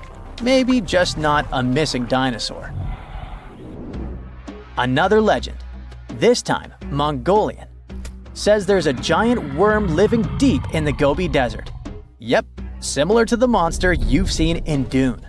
The creature, which is supposedly up to 6 feet long, can spit acid that could melt anything and shoot electricity. They say it spends most of its days hiding underneath the sandy dunes, but likes to come out during the wetter months of June and July. The people in the West first found out about the megaworm of the Gobi Desert thanks to an American paleontologist, Roy Chapman Andrews. This brave man was probably the inspiration for Indiana Jones. In 1926, he wrote about the creature in his book. At the meeting with Mongolian leaders, Andrews heard detailed descriptions of the creature, even though none of them had ever seen it themselves. One of them said it looked like a sausage that was about 2 feet long, with no head or legs. According to him, the worm was so poisonous that just touching it could instantly take your life, and it lived in the loneliest parts of the Gobi Desert. Andrews didn't think the creature was real, but he shared these stories again in another book.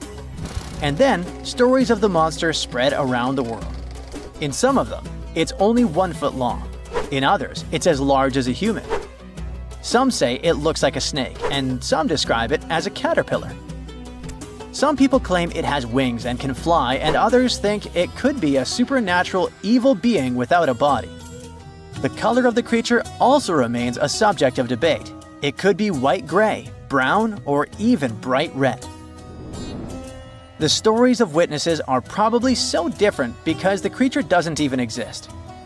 In 1983, one scientist who was visiting the region heard that an old man had managed to finally catch the mysterious worm. He also found out there was a nest nearby and decided to risk it all and see it. But instead of a scary monster, there was a tartar sand boa inside. Luckily for the scientist, this snake is non-venomous, but it does have gray-brown scales and could match the description of the giant worm. When he showed it to the locals, supposedly all of them said it was the monster they had seen. Big expeditions from America, Britain, and New Zealand came to the Gobi Desert to try and find the creature. Many other adventurers came from all around the world on their own, but found no evidence the monster was real. But many Mongolians are sure the death worm is no fantasy. If you don't believe there's a monster in the Gobi Desert, how about one in Lake Worth in Texas? According to local folklore, there's a part human, part goat creature with scales and long clawed fingers hiding there. It all started back in July 1969, when locals claimed to have spotted this mysterious creature roaming around. The newspapers loved the story and started reporting about new sightings. One article said that the monster jumped out of a tree and landed on some guy's car. Another report claimed that the Lake Worth monster decided to throw an automobile tire at a group of people. Someone even managed to take a photo of the creature, and the newspapers published it. Locals started flocking to the lake at night, hoping to catch a glimpse of the creature, but no one could find any evidence it was real after all. The author of the monster's photograph later said it was most likely someone's prank, because the creature really wanted to be seen. Then, a reporter from the local newspaper received an anonymous letter saying that it was 3 high school students who decided to dress up and scare people. Even despite this, some cryptozoologists think it could have been an undiscovered primate species that walks on 2 legs. We don't know if the Worth monster is real, but it does one good thing and brings together the local community. Every year since 2009, they throw the Lake Worth Monster Bash.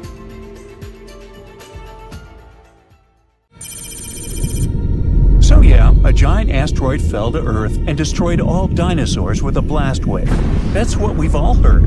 It was a terrible disaster, but it was actually much worse. You can't even imagine how unfortunate it was for dinosaurs and what kind of disaster they faced. It wasn't just a piece of solid rock from space, but a lump of molten clay. It provoked not just a tsunami, but giant mud waves. It filled the atmosphere, not only with a burnt smell, but also with an acidic and foul smell of rotten eggs.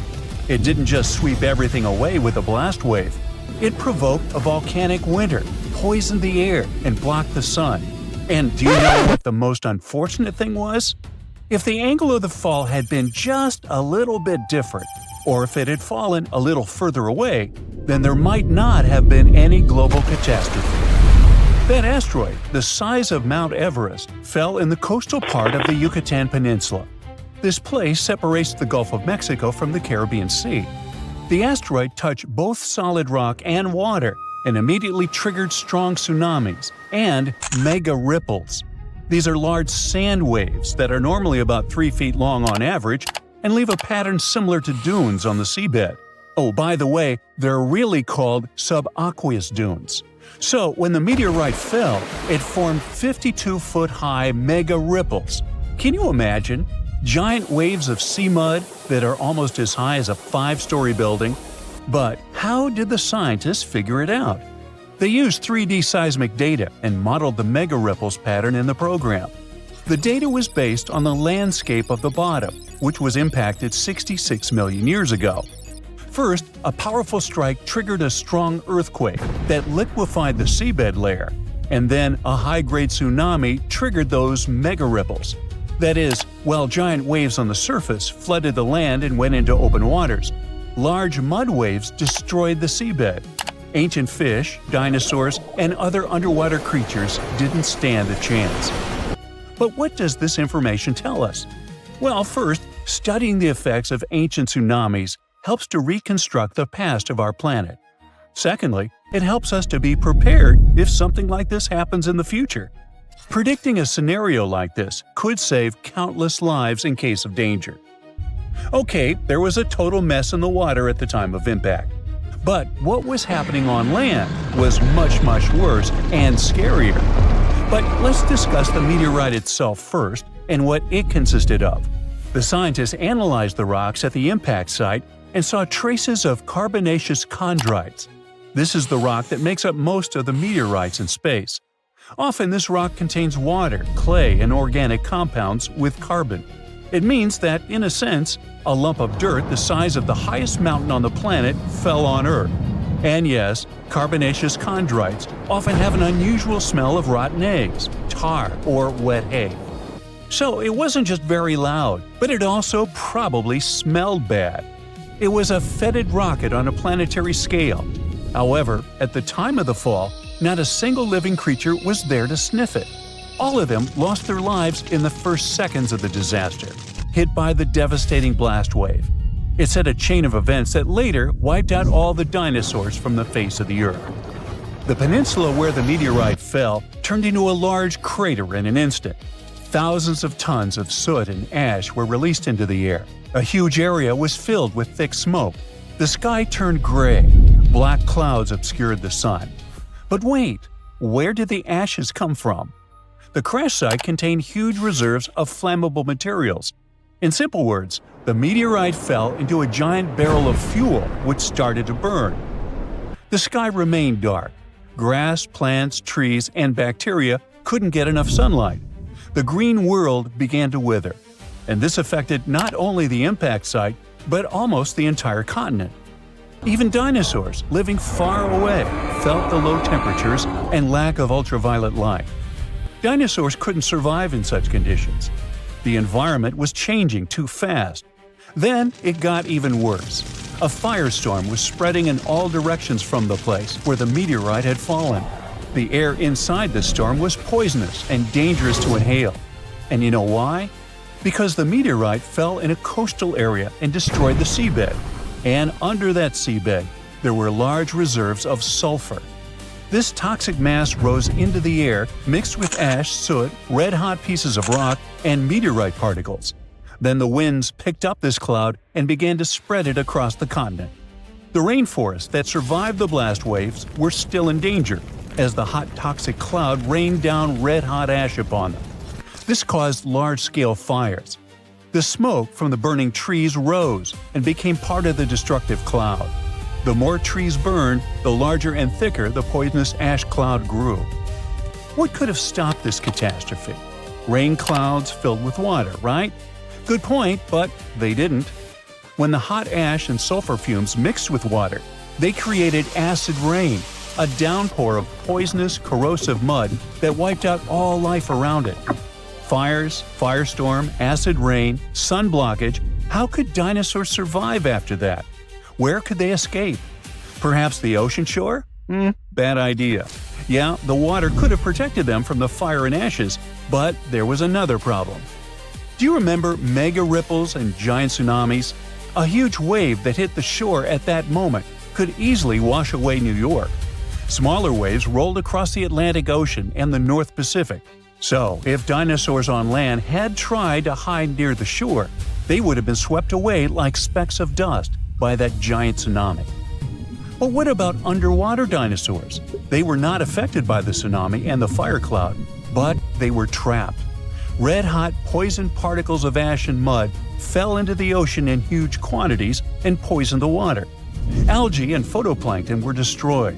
Because of this, millions of fish lost their food supply. And as a result, larger fish and marine dinosaurs were left with nothing to eat. Large-scale famine triggered extinction in the ocean. Toxic particles poisoned the water for many marine life forms. The gills of fish couldn't extract pure oxygen from the water, which only worsened the situation. Near the Yucatan Peninsula, the ocean floor with its coral reefs and ancient sea creatures was destroyed. This huge part of Earth's biodiversity disappeared, upsetting the balance of the oceans. Of course, the destruction couldn't go on forever. At one point, the ashes cooled and settled to the ground. The sulfur cloud dispersed, the fires went out, and the air became clearer. Warm rays of sunlight began to shine down on Earth again. But there was something sinister about the silence. The planet no longer heard the rustle of pterodactyl wings, the roar of a hungry Tyrannosaurus, and the noise of a velociraptor's fast feet. The storm had passed, along with the dinosaurs. By the way, some flying lizards and small animals survived. Later, they evolved into modern mammals and birds.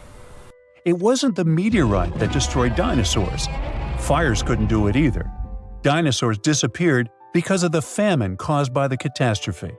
Disruption of the food chain led to the mass extinction of these magnificent lizards.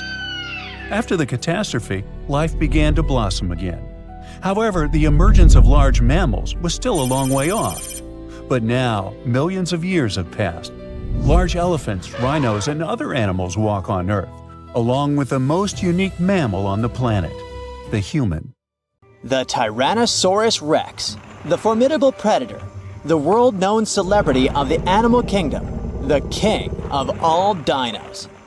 Since its discovery in 1902, this dangerous predator has fascinated both researchers and the regular public. But despite its terrifying reputation, there were actually other beasts that could defeat the T-Rex. And one of the true nemeses of this dinosaur was the Triceratops, a herbivore. But despite its plant-based diet, the dino was huge and had two nightmarish, large horns and a smaller one, along with thickened bones which added to its defenses and helped protect itself from dreadful predators like the T-Rex. This dino was something like proof that herbivores were no pushovers. Its formidable horns were about a foot wide at their base and tapered into mean points capable of skewering any predator, even a T-Rex like Juicy Barbecue. The colossal skull of the Triceratops sported an enormous frill made of protective solid bone, which was topped with hornlets.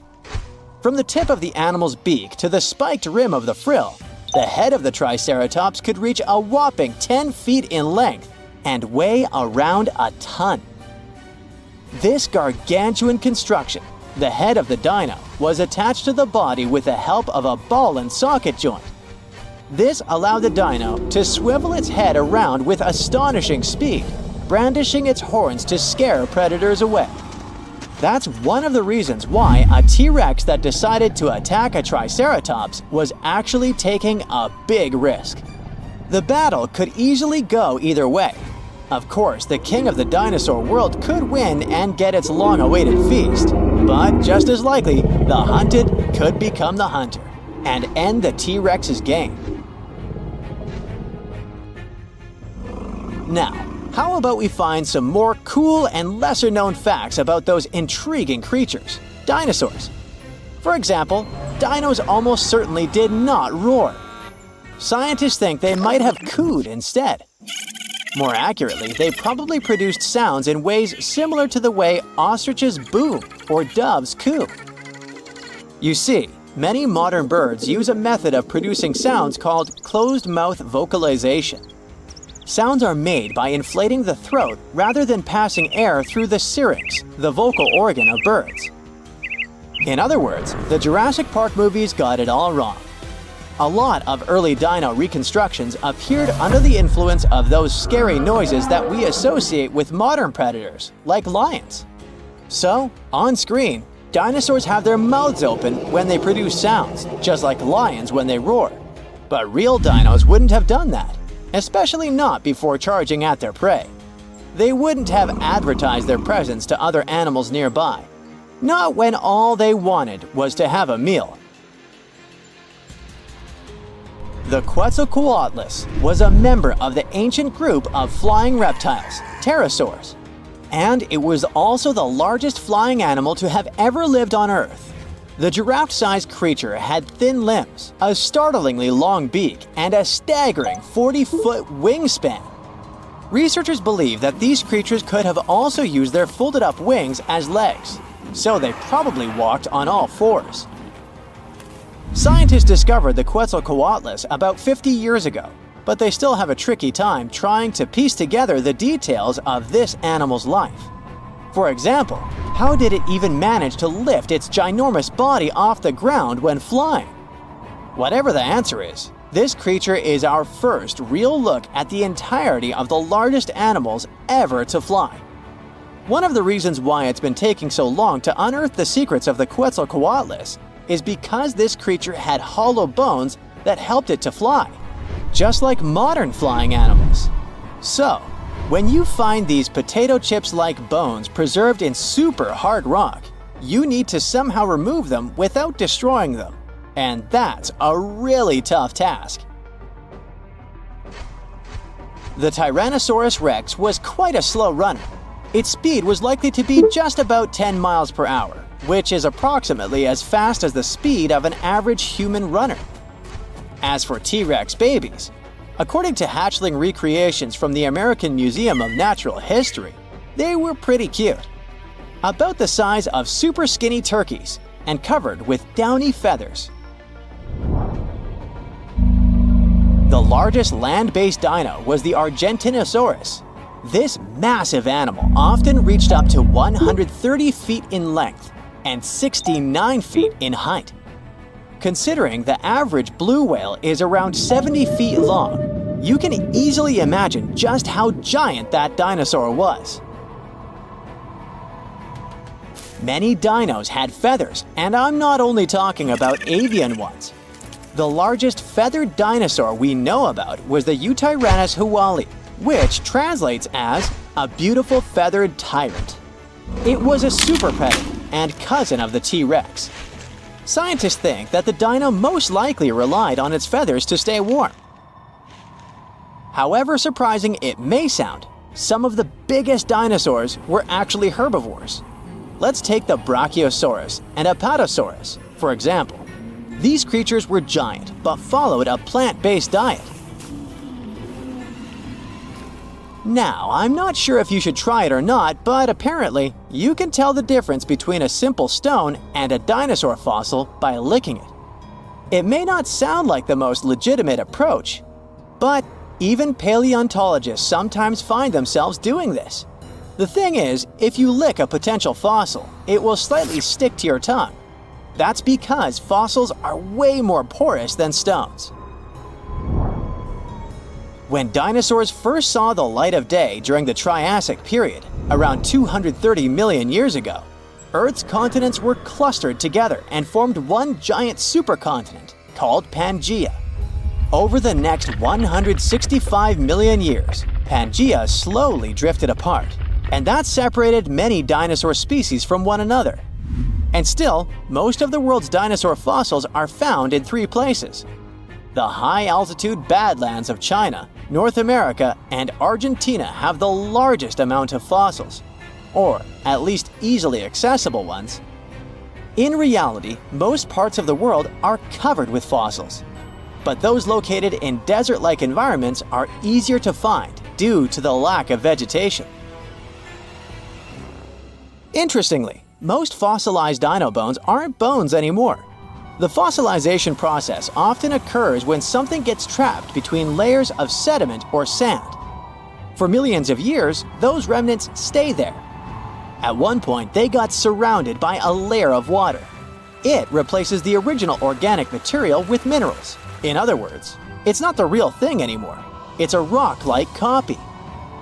The Triceratops boasted 3 giant horns sticking out of its head, but its teeth were even more fascinating.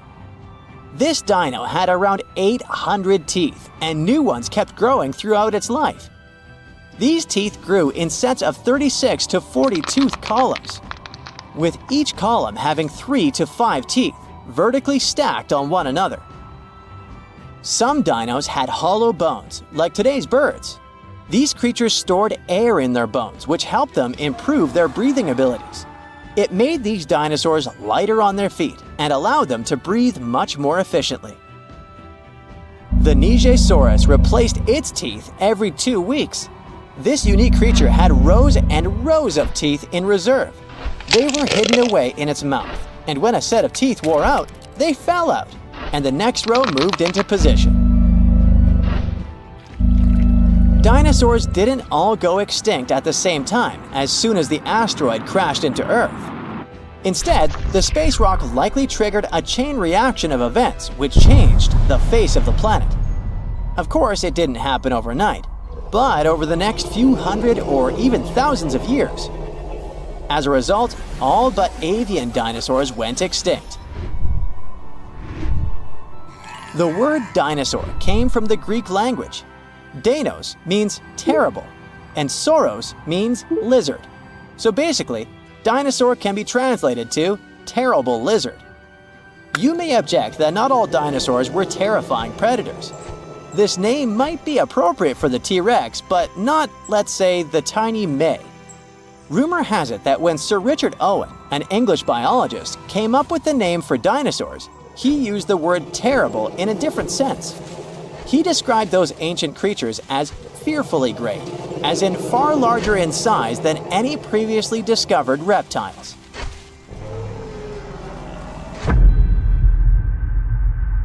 Now, dinosaurs ruled our planet for over 165 million years, and some walk on our planet even today. Well, at least some of their descendants. Our modern birds evolved from what used to be a scary group of meat-eating dinosaurs we know as theropods. It all started during the Mesozoic era, about 250 million years ago, when a group of creatures called dinosaur-morphs roamed Earth. They didn't look like those dinos that might have come to your mind, like Brontosaurus or T-Rex, but that's the group dinosaurs evolved from. These creatures walked on all fours and were as big as house cats. They didn't look as friendly, though, considering they were more like weird lizards with long, thin limbs. As you'd expect, this group wasn't exactly at the top of the food chain, but they were really fast and agile, which helped them survive. Over time, they adapted and started walking upright, so their legs were under their bodies instead of out to their sides. And over time, dinosaur morphs started growing long tails and bigger leg muscles. Their necks became stronger to support the new position they were in, and they even got extra hip bones that helped them move faster and more efficiently. That's when dinosaurs came on the scene, somewhere between 240 and 230 million years ago. Their name comes from the word Dinosauria, which means terrible lizard. The oldest dinosaur fossils belong to these fellas that lived in Argentina. This one is even older, but we're still not sure if it's a real dinosaur or its relative, dinosaur morph. Now, considering the size of their ancestors, dinosaurs weren't large at the beginning, more like dogs or horses. There weren't many species back then, so if you could go back to that time, you'd see a bunch of reptiles walking around on two legs. But as time went by, they adjusted to different environments, and we got more interesting groups. For example, small and fast predators, like this guy. They all fall into the category of archosaurs, a group that also includes pterosaurs. Yup, their name may not imply it, but these are not dinosaurs. As some dinosaur morphs evolved into dinosaurs, they got certain advantages, like arms. They could do much more thanks to that. Some could catch prey using their hands, others could grasp branches. Now, the freedom they got by moving their arms later helped some of them evolve into birds and start flying. Dinosaurs were probably warm-blooded. It means they could stay active all the time. They didn't depend on the conditions around them like, for example, reptiles do. The latter are cold-blooded, and they have to rely on their surroundings to regulate their body temperature. Dinosaurs didn't rule the animal kingdom for the first tens of millions of years of their existence either.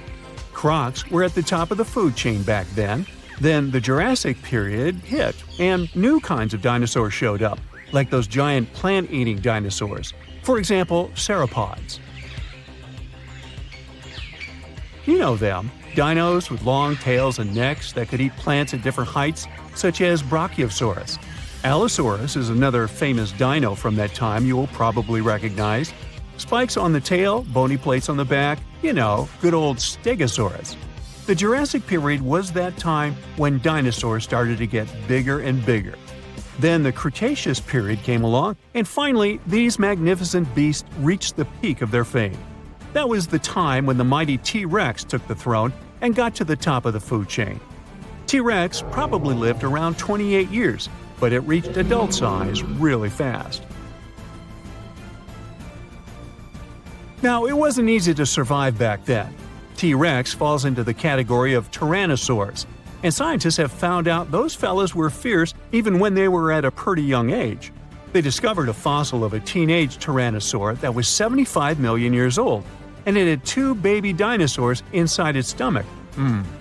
They realized that when tyrannosaurs were at a young age, they went for small dinosaurs, such as these guys, their dino cousins.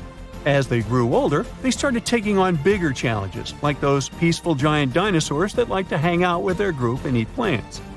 But large predators weren't the only ones that would have made you shiver with fear. That was also the time when fast and smart creatures called velociraptors show up. They weren't some scaly dinosaurs that would catch their prey using those claws in the shape of sickles, like shown in the movies. Their bodies were covered in feathers, and they would grow up to 100 pounds, which is about the size of a wolf. And to bust one more myth, they didn't hunt in packs. Velociraptors probably preferred to hunt solo and use their claws not to slash their prey, but to clutch it. T-Rex and Velociraptor fall into the group called theropods. We mentioned them at the beginning, the creatures today's birds evolved from. But even though velociraptors were covered with feathers, they still couldn't fly. Their wishbones weren't shaped in a way to support flying, and their arms were too short. Maybe it was better that way because during the Cretaceous period, flying dinosaurs called pterodons were the ones that took over the skies. Things had been going really great for dinosaurs until one unfortunate day 66 million years ago when an asteroid hit our planet. It's not that the asteroid itself erased all the dinosaurs right away, but it caused changes in the environment, which made it way harder to survive. At that time, about 75% of animals living on our planet went extinct. The asteroid was really big. When it hit Earth, it created a giant crater in the Yucatan Peninsula and sent a lot of debris into the atmosphere, which blocked the sun right away.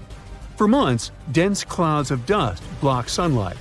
Our home planet was darker and colder than before, which wasn't good for plants. Creatures that ate plants couldn't survive those changes either. So it all turned into a chain reaction when most of the ecosystem collapsed. When the dust finally cleared, all those greenhouse gases that had formed after the impact made temperatures go way higher than they had been in a really short period of time. All land animals that weighed more than 55 pounds were gone. But not everything disappeared. There were fewer plants, but they were less affected than animals, all because their pollen and seeds can survive really messed up conditions for a longer time. So, what we have today is basically the seeds we were left with back then. After the asteroid hit, flowering plants dominated our planet. All non-bird dinosaurs went extinct too. Some species survived as birds. At first, those brave survivors were small, but later, birds evolved to bigger sizes. Now, there's a study that says that if the asteroid had slammed into some other spot on Earth, the fate of many creatures and plants would have been very different. If the rock had fallen maybe a couple of minutes later, it would have hit deeper waters. Less rock would have vaporized and risen to block out the warmth and light coming from the sun. In that scenario, we'd probably still have dinosaurs around. For example, Triceratops was one of the last dinos that had nothing in common with birds.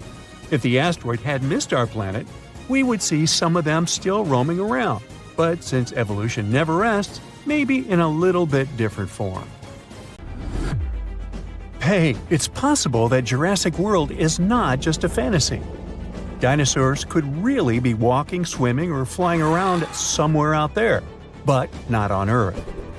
Some scientists think there may be planets far, far away from our solar system where slightly different versions of T-Rex and other dinosaurs live.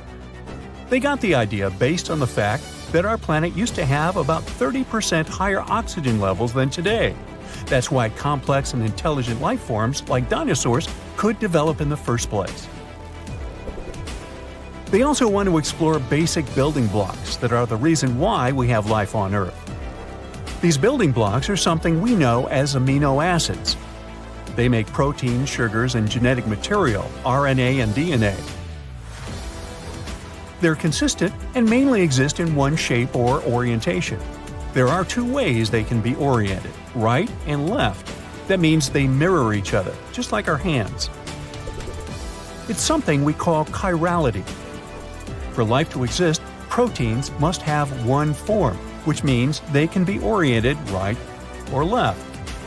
On our home planet, almost all living things, from the smallest bugs to whales and elephants, have amino acids with a left-handed orientation.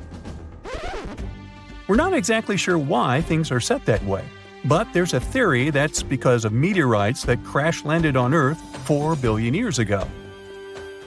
They brought specific kinds of amino acids and some other organic materials to our planet and somehow set the pattern we have today. Maybe we could use special telescopes we created to search planets, especially those where conditions are similar to how they used to be on Earth back in time when dinosaurs existed.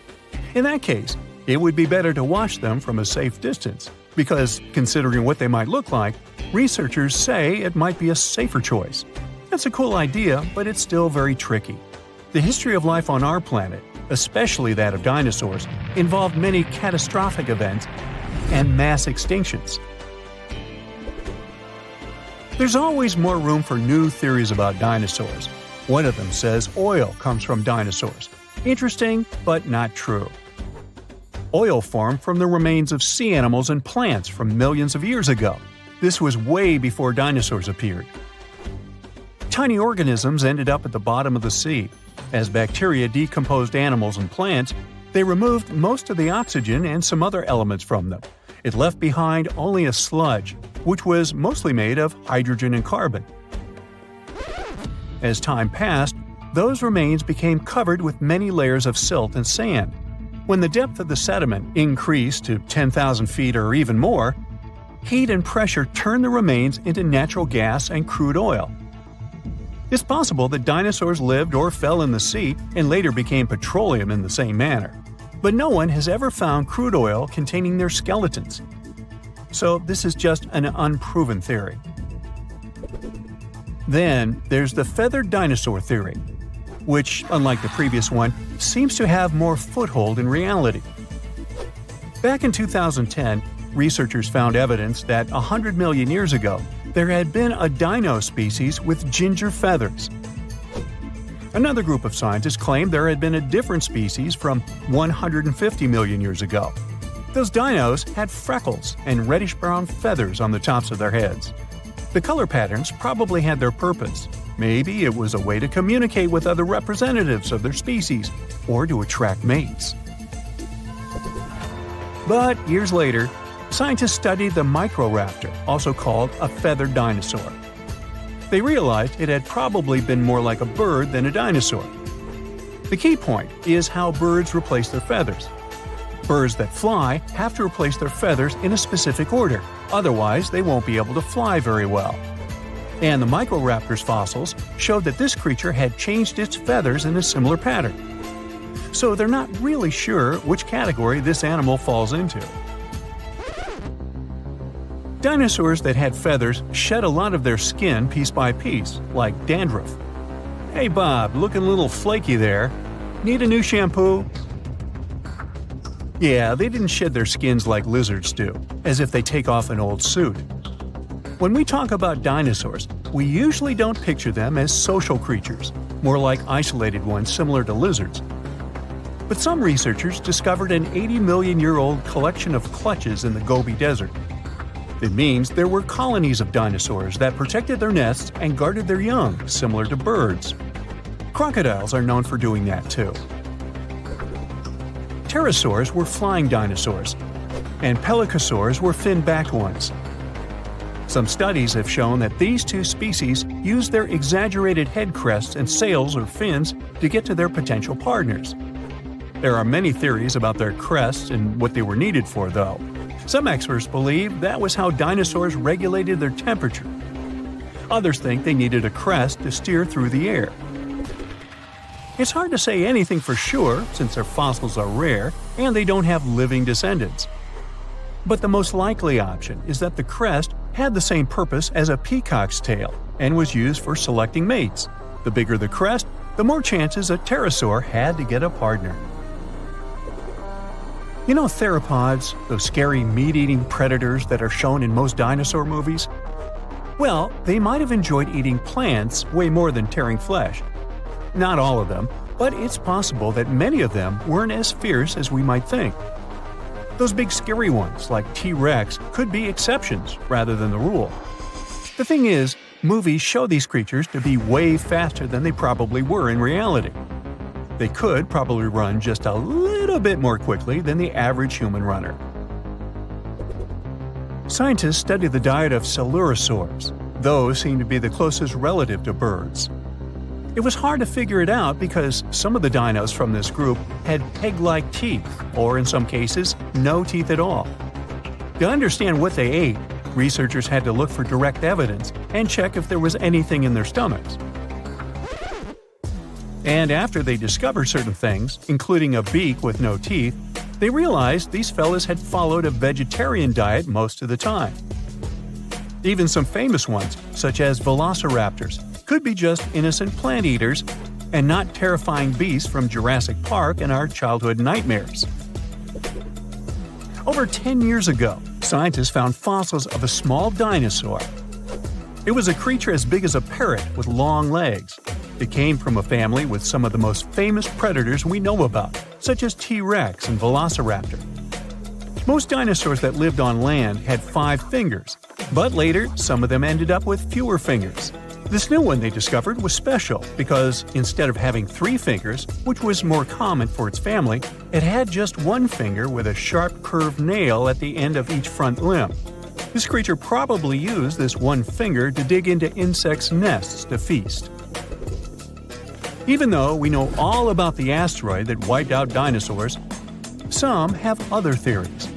One paleontologist even had an idea that dinosaurs had possibly reached their end because they had been eating one another. This especially worked for ancestors of fierce, scary predators such as the Tyrannosaurus rex. It's possible they ate so many eggs of other dinosaurs that many species just went extinct. Once they started eating the eggs of very big dinos that we know as sauropods, it's possible they started getting bigger too. And no dinosaur mother could stop them from eating her eggs because she couldn't be around all the time. There were other big predatory animals that ate eggs, even early mammals. But in any case, later research showed dinosaurs couldn't have eaten enough eggs to have caused mass extinction. And that's all I have to say about that. Billions of years ago, our whole solar system was nothing but a big cloud of dust and gas floating in space. Then, something happened to disturb that cloud, but scientists still aren't sure what exactly it was. It could have been a distant star that turned into a supernova with a bang that caused the dust cloud to start spinning. As it spun faster, the dust and gas got pulled into the center and created a thick, spinning disk called a solar nebula. The gravity at the center became so strong that hydrogen atoms started crashing into each other, producing helium and a lot of energy. As a result of all these space shenanigans, we got our sun about 4.6 billion years ago. This process used up more than 99% of the dust and gas in the big cloud. The leftover stuff started to come together to make different shapes. The cloud kept spinning, and bits of matter bumped into each other and stuck together. Some of these clumps got big enough to have their own gravity, which pulled even more matter to them. This is how the planets, including our Earth, were made. You wouldn't recognize our planet though, as it was nothing like we know and love it today. It was hot, and I'm not talking about perfect beach weather hot. It was scorching hot, as it was mostly made of magma, which is basically melted rock. Just imagine how hot it should be to make the stones melt. After a few 100 million years, Earth started to cool down. As the planet changed and its outer crust started to form, there were lots of volcanic eruptions. These volcanoes released water vapor, ammonia, and carbon dioxide into the air around the planet. Slowly, oceans started to form from the water vapor. The planet was every introvert's dream back then, with not a single living being around until the day when the first simple life forms began to appear and live in the new oceans. Those tiny organisms were single-celled microbes that gave birth to all future lives, including yours. They left signs in rocks that are about 3.7 billion years old. The signs were a type of carbon molecule made by living things. Then, at least 2.4 billion years ago, cyanobacteria evolved. These were the first organisms to make food using water and the sun's energy, and they released oxygen. This caused a big increase in oxygen, which made it hard for other microbes that couldn't handle oxygen to survive. Then, tiny microbes started living inside other tiny microbes. This way, they were forming organelles, small structures inside a cell with a specific function. One important organelle is called mitochondria, and it helps turn food into energy. For the first time, DNA got packed inside a part of the cell called the nucleus. These new complex cells, called eukaryotic cells, had different parts that each did a special job to help the whole cell work better. Soon enough, the earliest animals would rule the world. But don't get your hopes up. they weren't fluffy kittens. All the changes on Earth were happening against the background of the supercontinent Rodinia, which formed around 1.2 billion years ago. It pulled together almost all of Earth's land masses into one gigantic piece of land. It was surrounded by a massive ocean, so the whole planet looked like a giant land and sea puzzle. Unlike the green, lively continents we have now, Rodinia was barren and rocky, with no plants or animals on land. So, early life forms like algae thrived in the ocean. The breakup of Rodinia caused changes in Earth's climate and ocean currents. New coastlines and environments eventually helped diversify life on Earth. Cells began living together and finally evolved into the first animals around 800 million years ago. Sponges, and I don't mean the loofah you use to shower, were some of the earliest animals. By around 580 million years ago, they had neighbors, including fronds, ribbons, and quilts. But then, another 40 million years later, which is like a minute in evolutionary time, the conditions changed. Oxygen levels rose and the first animals were replaced by new life forms. It was the beginning of the Cambrian period, the time of the giant shrimps and other creatures you'd rather never meet. Those invertebrates that ruled the planet looked so weird and not Earth-like that it took scientists years to realize these scary creatures were actually the ancestors of modern mollusks and crustaceans. Meet Hallucigenia, a creature with 7 or 8 pairs of spindly legs, the same number of paired spikes coming from its back, and a head you won't tell from its tail. Another cool creature from that period was the abnormal shrimp. Unlike most animals back then that were tiny, it was over 3 feet from head to tail. There was also the Weewaxia, that looked sort of like a stegosaurus, but without a head, a tail, or any legs. It looks like these creatures were born without defensive spikes and grew them as they got older. If they ran a beauty contest in the Cambrian period, Aishia would likely win. It had many common features with today's tardigrades. Although it was just 1 or 2 inches long, it was the nightmare of prehistoric sponges, and it clung to them with its multiple claws. We still have some live souvenirs from the Ordovician period living among us. Take lampreys, for example. The marine life kept flourishing. There were squid-like nautiloids with tentacles and a special shell with gas-filled chambers that made them float in the water. They swam well by squirting water out of their bodies and used their tentacles to catch prey. Another group of sea hunters was the conodonts with their tiny fossil teeth. The few complete fossils we have found show that they looked like eels with big eyes to spot their food. Fish back then were small, with mouths that pointed downward, which helped them suck up food from the ocean floor. Lampreys and hagfish are their living relatives today. The hard-bodied arthropods, like early relatives of crabs and spiders, started exploring life on land. They moved into freshwater and shallow lagoons, and one type of these creatures was the horseshoe crab. Even though they're called crabs, they're actually more like spiders and scorpions. Around this time, the first simple plants also began to grow on land. But a surprise ice age interrupted their plans. Most of the world's land at that time came together to make a huge supercontinent called Gondwana. It included what is now Africa, South America, Antarctica, and Australia. Another supercontinent, called Laurentia, included what would become North America.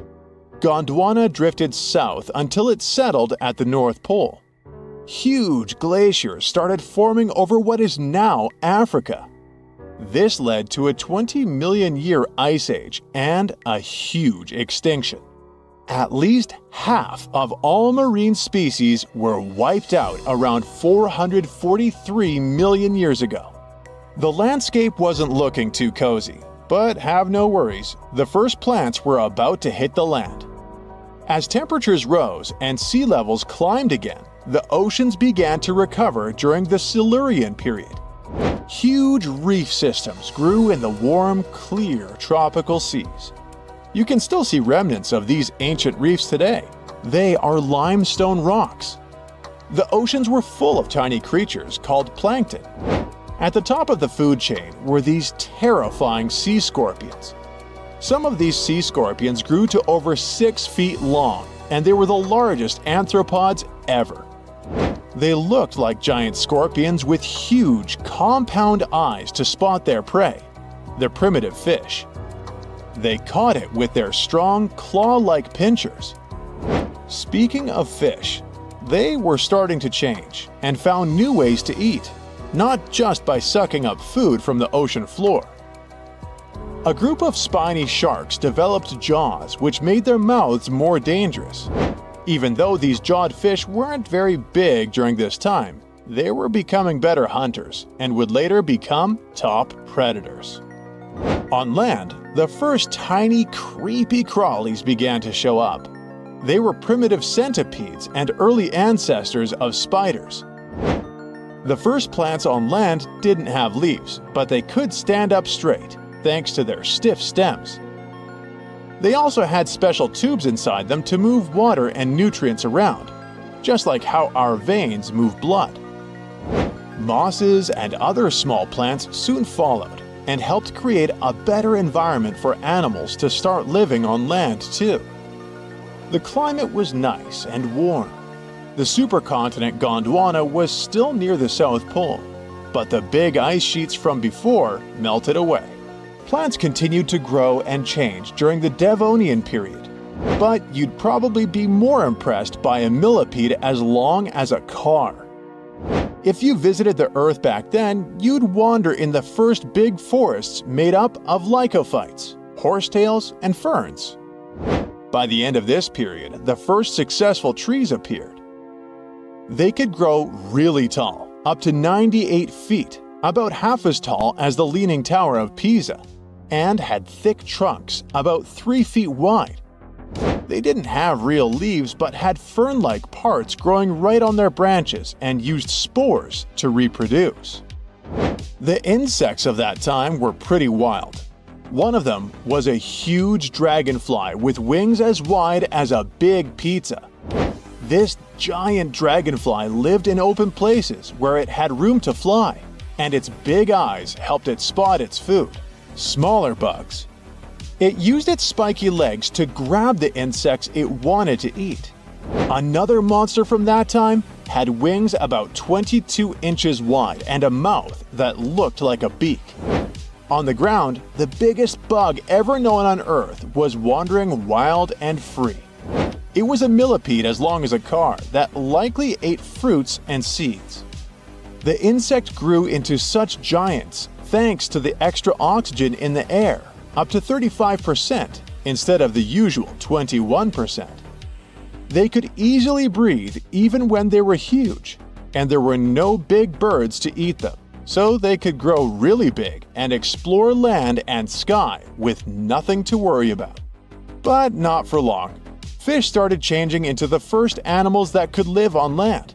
These early fish had special fins that worked like arms and legs, and they could explore new, swampy areas where there were lots of plants and no big predators.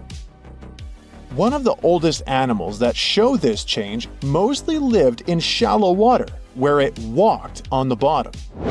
It had a head that looked like a crocodile's, and it could move its neck and breathe air through its nostrils. It grew up to 10 feet long. Its back fins were bigger and stronger than the front ones, which helped it move on land. At the end of the Devonian period, Earth went through 2 long extinction periods when up to 70% of sea creatures disappeared. But the plants and animals living on land mostly survived these tough, cold times. It also had a cool, distant cousin, coelacanth. This fish was almost 5 feet long and had 4 fins that looked like limbs, but it never moved to land. It adapted to life in deep water, hiding in caves during the day and hunting at night. This deep-sea lifestyle probably helped coelacanths survive 4 of Earth's major mass extinctions. For a long time, people thought it was extinct until one was found off the coast of South Africa in 1938. So yep, it still lives in the deep parts of the Indian Ocean. During the late Paleozoic era, animals including a crazy mix of a polar bear and a saber-toothed cat got all independent and didn't have to live near the water anymore. They started laying eggs on land. Fish were becoming more different from each other, and trilobites were starting to disappear. New plants called conifers were growing, and 2 new types of animals also appeared. There were marine reptiles like early lizards and snakes and archosaurs, which later turned into crocodiles, dinosaurs, and birds. This period is sometimes called the Age of the Cockroaches, because an early kind of cockroach was lurking all over the world. But there was something way cooler than a cockroach, like a mix of a polar bear and a saber-toothed cat. It was an early relative of today's mammals with long legs that helped it run fast. It had sharp, saber-like teeth that could slice through the necks of huge plant-eating animals, but it used its teeth to rip big chunks of meat rather than chew. Scientists aren't sure if it had scales like its older relatives or fur like its mammal cousins, but they found hints of ancient poop that smaller relatives had hair, so this guy probably did too. There was also a big reptile that lived in the cold deserts of Eurasia. Imagine a creature as big and heavy as a black rhino, weighing about 2,400 pounds and stretching around 10 feet from head to tail. It was covered in thick, bumpy plates all over its body, which helped protect it from predators. Because it was so heavy and slow, it couldn't run fast, so these tough plates were its best defense. To stay so big and strong, Scutosaurus had to eat a lot of food all the time. It was one of the first big plant-eating animals to live on Earth. These animals were like early versions of big dinosaurs that came later.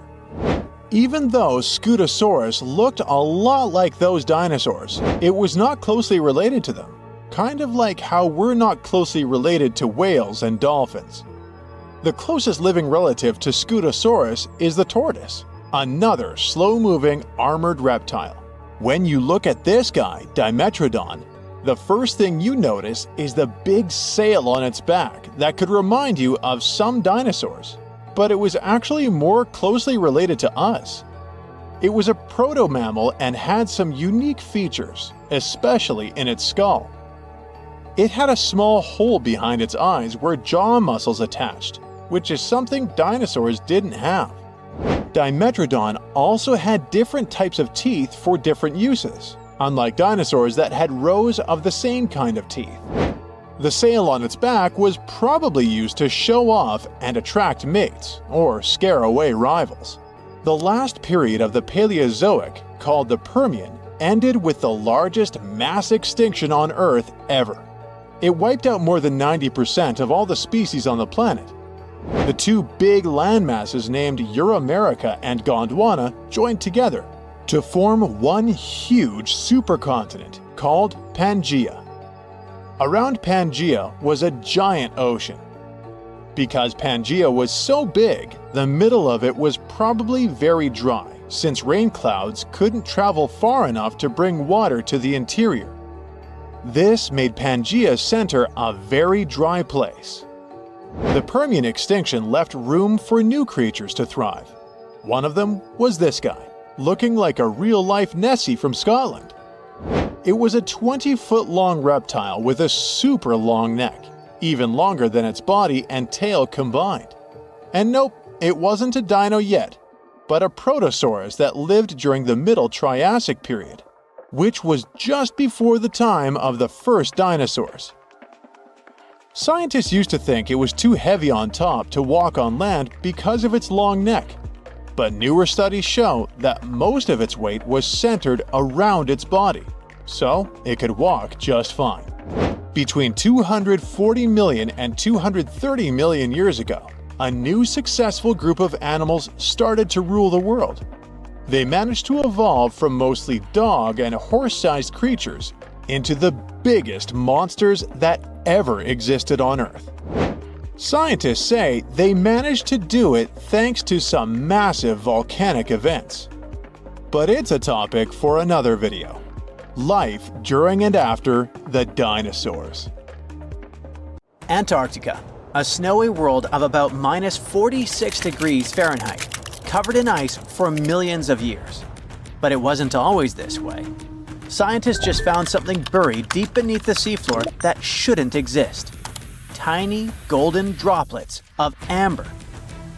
This means that Antarctica was once teeming with life and thick with trees. But something happened to it. Something that could reshape the way we see our own future. Antarctica has been a land of howling winds for millions of years. No tree can grow here today. But scientists who studied those lands decided to drill deep beneath the Antarctic surface.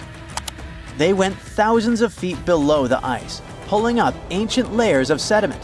And there, trapped in time, they found tiny pieces of golden amber. Amber is basically fossilized tree resin. It's found all over the world, often with perfectly preserved pieces of ancient life. Insects trapped mid-flight, pollen frozen in time. Entire tiny ecosystems can be locked inside golden droplets. In every continent, but not in Antarctica. Until now. They discovered tiny specks from 0.5 to 1 millimeter in size, smaller than a grain of sand, but with huge significance. This droplet had once oozed from the bark of a tree about 90 million years ago. What's even wilder, amber is only produced by certain types of trees, the ones that grow in humid, temperate rainforests and jungles. That's when the realization hit. Antarctica used to be a rainforest. Those tiny flecks of amber, clearly seen only under a microscope, tell us a vivid story of a living and breathing ecosystem. Around 90 million years ago, during the Cretaceous period, when dinosaurs ruled the Earth, Antarctica could have been covered in lush, swampy forests filled with towering conifers, ferns, and ancient plants. Some of the fragments showed signs of damage. That means the trees that produced them had been injured, perhaps by wildfires or parasites. Though despite that, and despite the fact it spent millions of years on the seafloor, this amber was almost perfectly preserved. Solid, transparent, and free of cracks. Normally, amber buried under extreme pressure and heat just crashes over time. But this piece, it survived. That means other pieces could survive as well, and we might find more of them on the ocean floor. But this wasn't the first sign that Antarctica had once been a different place entirely. It started in 2017. A team of scientists drilled deep into the seabed near Pine Island Glacier on Antarctica's west coast. They pulled up sediment cores, long cylindrical samples of Earth that had been buried for millions of years. And it was insane. Inside these layers they found fossilized roots, pollen, spores, traces of an ancient forest that had once thrived here. And that's exactly what they'd been studying ever since then. In order not to damage anything, they had to spend years of hard work, breaking down the sediment into thousands of tiny pieces and scanning them all under fluorescent microscopes.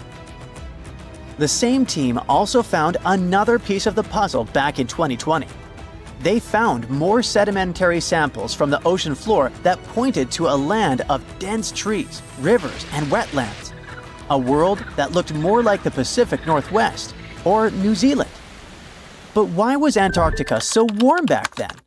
Well, that's all because of the atmosphere. 90 million years ago, Earth's carbon dioxide levels were terrifyingly high. It was literally one of the warmest periods in history, with temperatures soaring even at the poles. Think about it. Antarctica had no ice caps.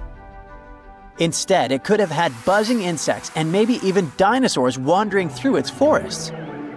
But in order to learn what happened to them, the team has to find more evidence. Antarctica really is a place full of mysteries. It's hard to study because it's covered in snow and ice so much that we don't even know its true shape and size. Some parts of the ice sheet are over 3 miles thick, half the depth of the Mariana Trench, the deepest trench on Earth. Luckily, snow has a great quality. It can freeze things in time perfectly. Layer by layer, year after year, it buries nature's past like a time capsule. Luckily, snow has a great quality. It can freeze things in time perfectly. Layer by layer, year after year, it buries nature's past like a time capsule. At first, fresh snow is soft and shifts easily in the wind, full of air. But as more snow piles on top, it compresses, squeezing out the air pockets and hardening into dense ice. This freezing pressure locks everything inside. It traps ancient plants, animals, and even entire landscapes. And they literally get frozen in time, because the extreme cold slows down decay. It stops bacteria growth, preventing rot, and keeping things almost perfectly intact for thousands, sometimes even millions of years. That's exactly what's going on in Antarctica. Scientists have to literally scan it all the way down this snow in order to find what this place looked like millions of years ago. What they found is an entire lost world buried under miles of ice. It was beneath the thickest ice of East Antarctica, near the Aurora and Schmidt subglacial basins. The weight of the ice has been so immense for so long that it actually protected the land from erosion. Scientists call it the ghost of Antarctica's landscape, and it's nothing like the smooth, flat wasteland seen from above. They found rivers that once flowed freely, now frozen in place, valleys carved by water, even 3 massive, sharply peaked hills. But what are they? To understand that, we need to go even further back in time, to the era when Antarctica was still part of a lost supercontinent. Hundreds of millions of years ago, the land we now call Antarctica was part of Gondwana, an enormous supercontinent that included South America, Africa, India, Australia, and Antarctica all fused together. But as Earth's tectonic plates slowly drifted apart, Gondwana broke into pieces. Antarctica was ripped apart, its land stretched and fractured. The massive ice sheets that formed later covered these broken land masses, preserving them like frozen fossils. As the ice shifted and melted over time, valleys formed, and ancient rivers likely carried water toward a coast that was hundreds of miles away from where it is now. But that's not the only thing Antarctica has hidden. If you stripped away the ice, you wouldn't see a smooth, empty continent.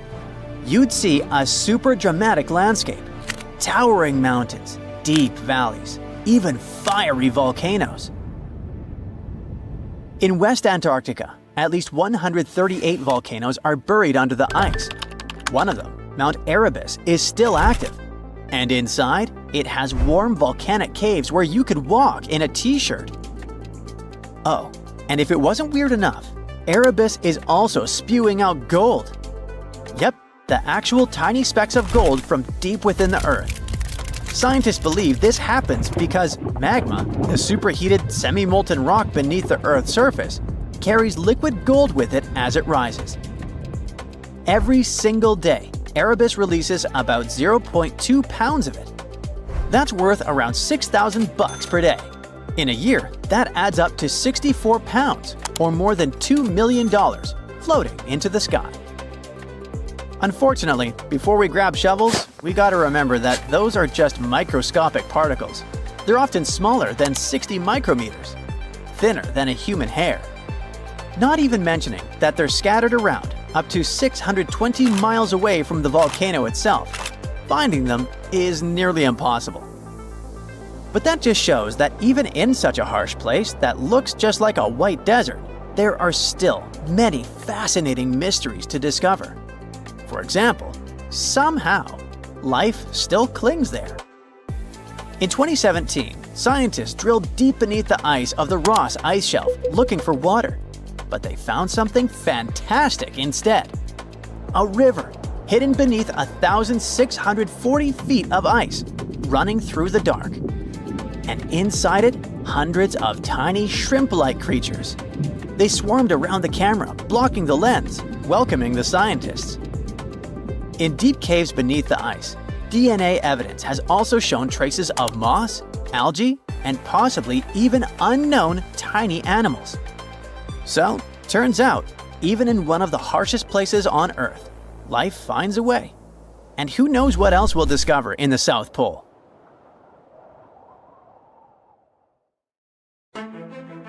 Tiny microbes, basically ancient germs, have been frozen in Arctic ice for tens of thousands of years, just chilling there, since woolly mammoths were still walking around. And now, scientists think these little guys might wake up again if Arctic summers keep getting longer and warmer. Yep, you heard right. Zombie microbes. Great.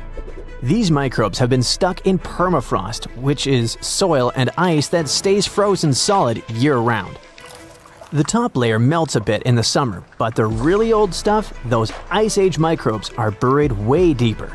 They only thaw if things get really warm for months, not just a hot day or two. To study these microbes, the team went down to the Permafrost Research Tunnel near Fairbanks in Alaska, a long underground hallway 50 feet below the surface, carved right into the ancient frozen ground. The tunnel stretches over 350 feet and lets scientists literally walk through thousands of years of frozen history. By the way, while checking out the walls, the researchers also spotted bones of mammoths and bison sticking out of the ice. One of the reasons why the researchers went to Alaska was to see how fast these ancient microbes could come back to life. Well, they were in for a surprise. These microbes don't need years, centuries, or magic spells to wake up. Just a couple of months of warm weather. Once they're awake, they start doing their microbe stuff, which includes pumping out greenhouse gases like CO2 and methane.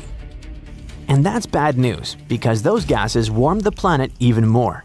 This melts more permafrost, which wakes up more microbes, which releases more gas. You get it. Basically, it's a nasty climate loop. Anyway, when scientists went down into the frozen tunnel to grab chunks of super old permafrost, the first thing they noticed was the awful smell. It wasn't just the stench of an old basement. It was something has been frozen for thousands of years and is finally waking up bad. Weirdly, microbiologists were happy. Such a smell is actually a good sign for them because it usually means tiny creatures, microbes, are still around. Back in the lab, the team soaked the frozen samples in the water that had a special kind of heavy hydrogen inside it. This helped them track what the microbes were doing later. Then they put the samples into fridges at 3 different temperatures: cold, kinda cold, and not too cold, to copy what future Arctic summers might feel like if the warming continues. For the first month, almost nothing happened. Even the warmer samples barely changed. Only a tiny number of microbes started waking up. Basically, a microscopic trickle of activity. But a few months later, things got more exciting. Thanks to the heavy water, scientists could watch how much of it the microbes used to build their cell membranes. It helped them figure out that the old microbes were making special fatty molecules that might help them stay alive in freezing conditions. By the 6-month mark, the samples that were stored at the warmer temperatures had transformed completely. They became more active and started forming little slime layers. The scientists could actually see these layers even without a microscope. The whole community of microbes wasn't super diverse, but those that were active behaved just like modern microbes that live in unfrozen soil today. In short, those ancient microbes were definitely alive and got pretty energetic once the temperatures were warm enough. This matters a lot for the Arctic and for the whole planet, because these microbes survive by eating old organic material trapped in the permafrost. When they eat, they release greenhouse gases like carbon dioxide and methane, and the Arctic is warming faster than any other part of Earth. It means that the deep frozen layers might stay warm long enough for huge numbers of ancient microbes to wake up and start pumping out gas. Right now, northern permafrost holds about twice as much carbon as the entire atmosphere. If a lot of that carbon gets released, it could speed up the warming of our planet. It can lead to dramatic consequences, setting off a whole chain of huge changes and affecting basically everything on Earth. Extreme weather will start happening more often. Stronger hurricanes, heavier rainstorms, longer heat waves, bigger wildfires. The oceans will rise too, which can flood coastlines and put towns and cities at risk. Animals, plants, and entire ecosystems can get thrown out of balance, with some species struggling to survive and food chains breaking down.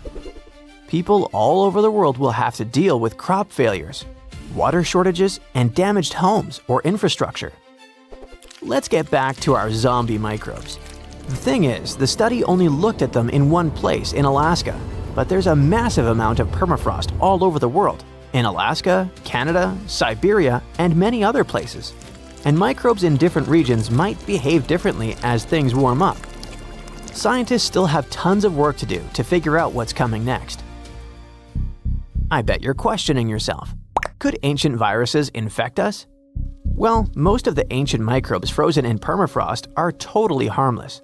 They're like old bacteria that only care about messing with other tiny organisms in the dirt. But scientists worry that a few of these frozen germs might be the kind that can infect people, animals, or plants. And if that happened, our bodies probably wouldn't recognize them at all, because they've been frozen since mammoths existed. Basically, there's no immune system cheat codes for us. The risks of this happening grow for a number of reasons. For one thing, the Arctic is warming almost 4 times faster than the rest of the planet. Longer summers plus hotter temperatures mean more permafrost melting. So, more ancient stuff is waking up. Plus, people might start digging more around there.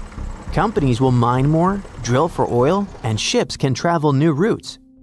All this activity tears open ground that used to stay frozen solid.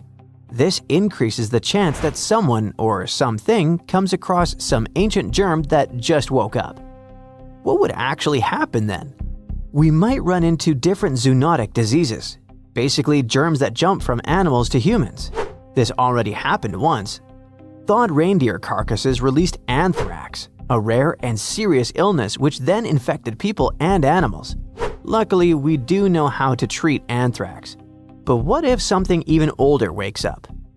Besides, our immune system might have zero defense. If a virus hasn't been around for tens of thousands of years, humans today would be like, what is that thing? No antibodies, no memories of it, nothing. But the scariest part is that we don't know what's hiding down there. Scientists think permafrost might be storing trillions of frozen microbes, many of which we've never seen before. Some might be boring, and some might be super dangerous. So what if one such virus finally thawed out? The world would be dealing with a disaster no one has ever seen before. This wouldn't look like a normal outbreak. It would feel more like something out of a horror movie.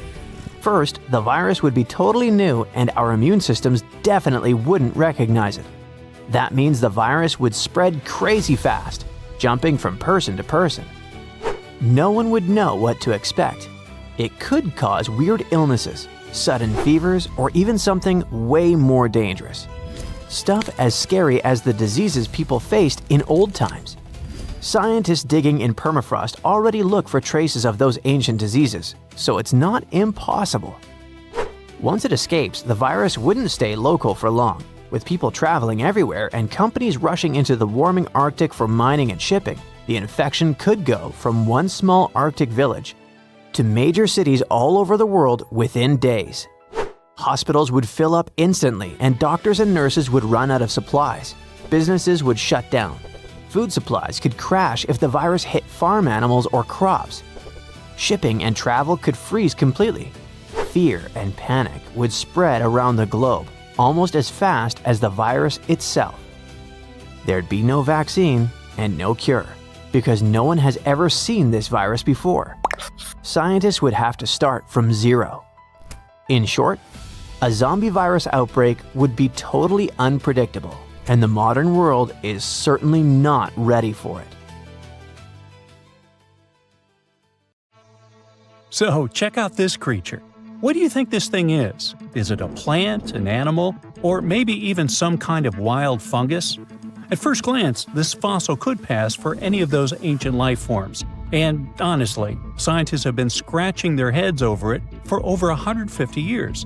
But now, it looks like we might finally be cracking the case on this unknown species discovery. A long time ago, during the Devonian period, plants were just starting to grow on land. The tallest trees were only a few feet high, and animals hadn't even evolved backbones yet.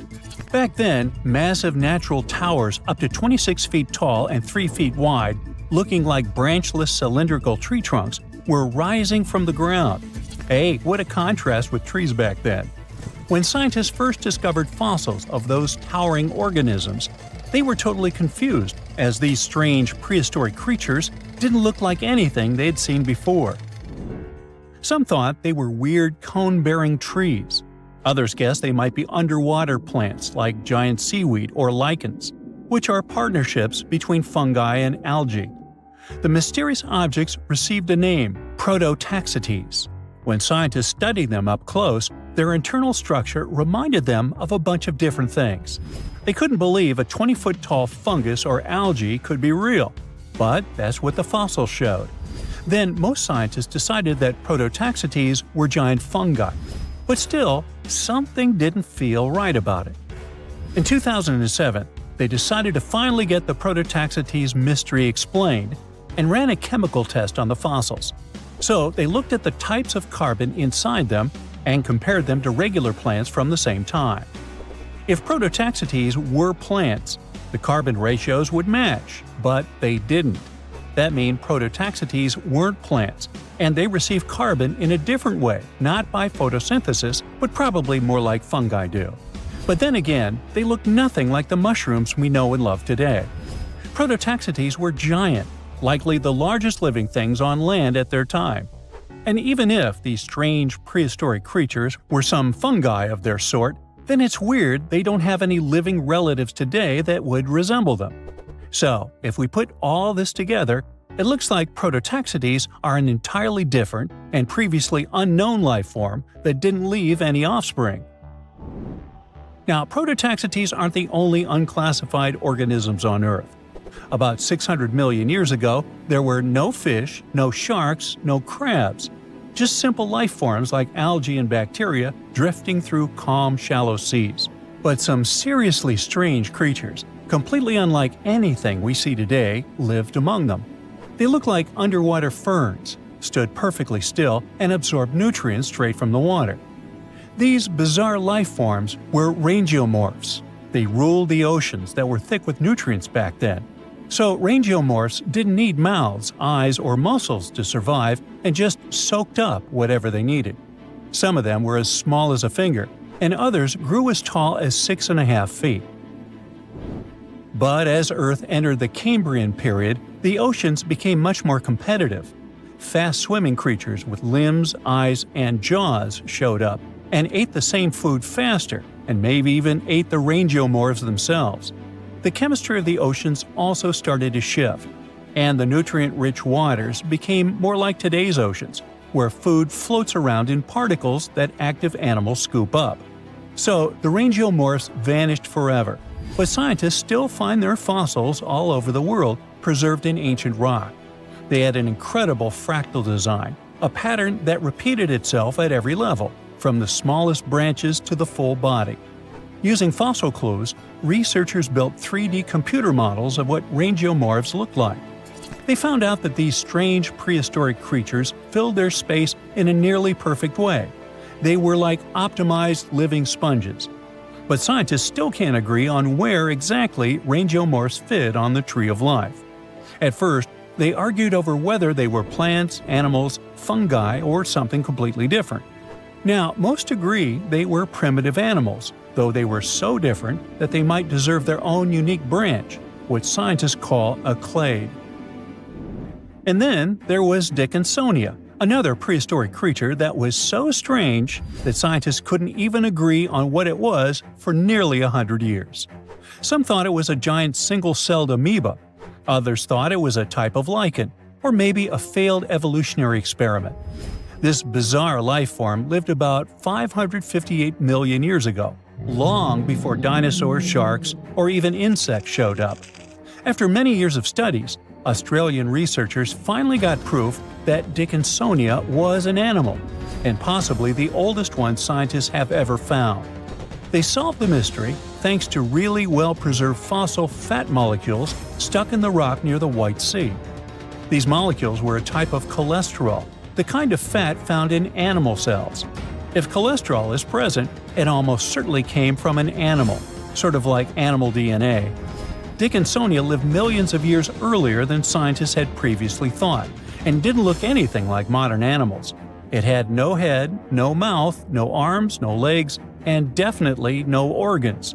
It was oval-shaped, like a giant pill bug or flattened jelly bean, with weird ridges running across its body. Some were tiny, but others grew up to 5 feet long, the size of a person. It didn't swim or walk, but was just lying on the seafloor, soaking up nutrients from the water or absorbing stuff through its skin. It was tricky to identify because most fossils came from high-pressure rock, where heat had destroyed all the delicate organic stuff scientists needed to study.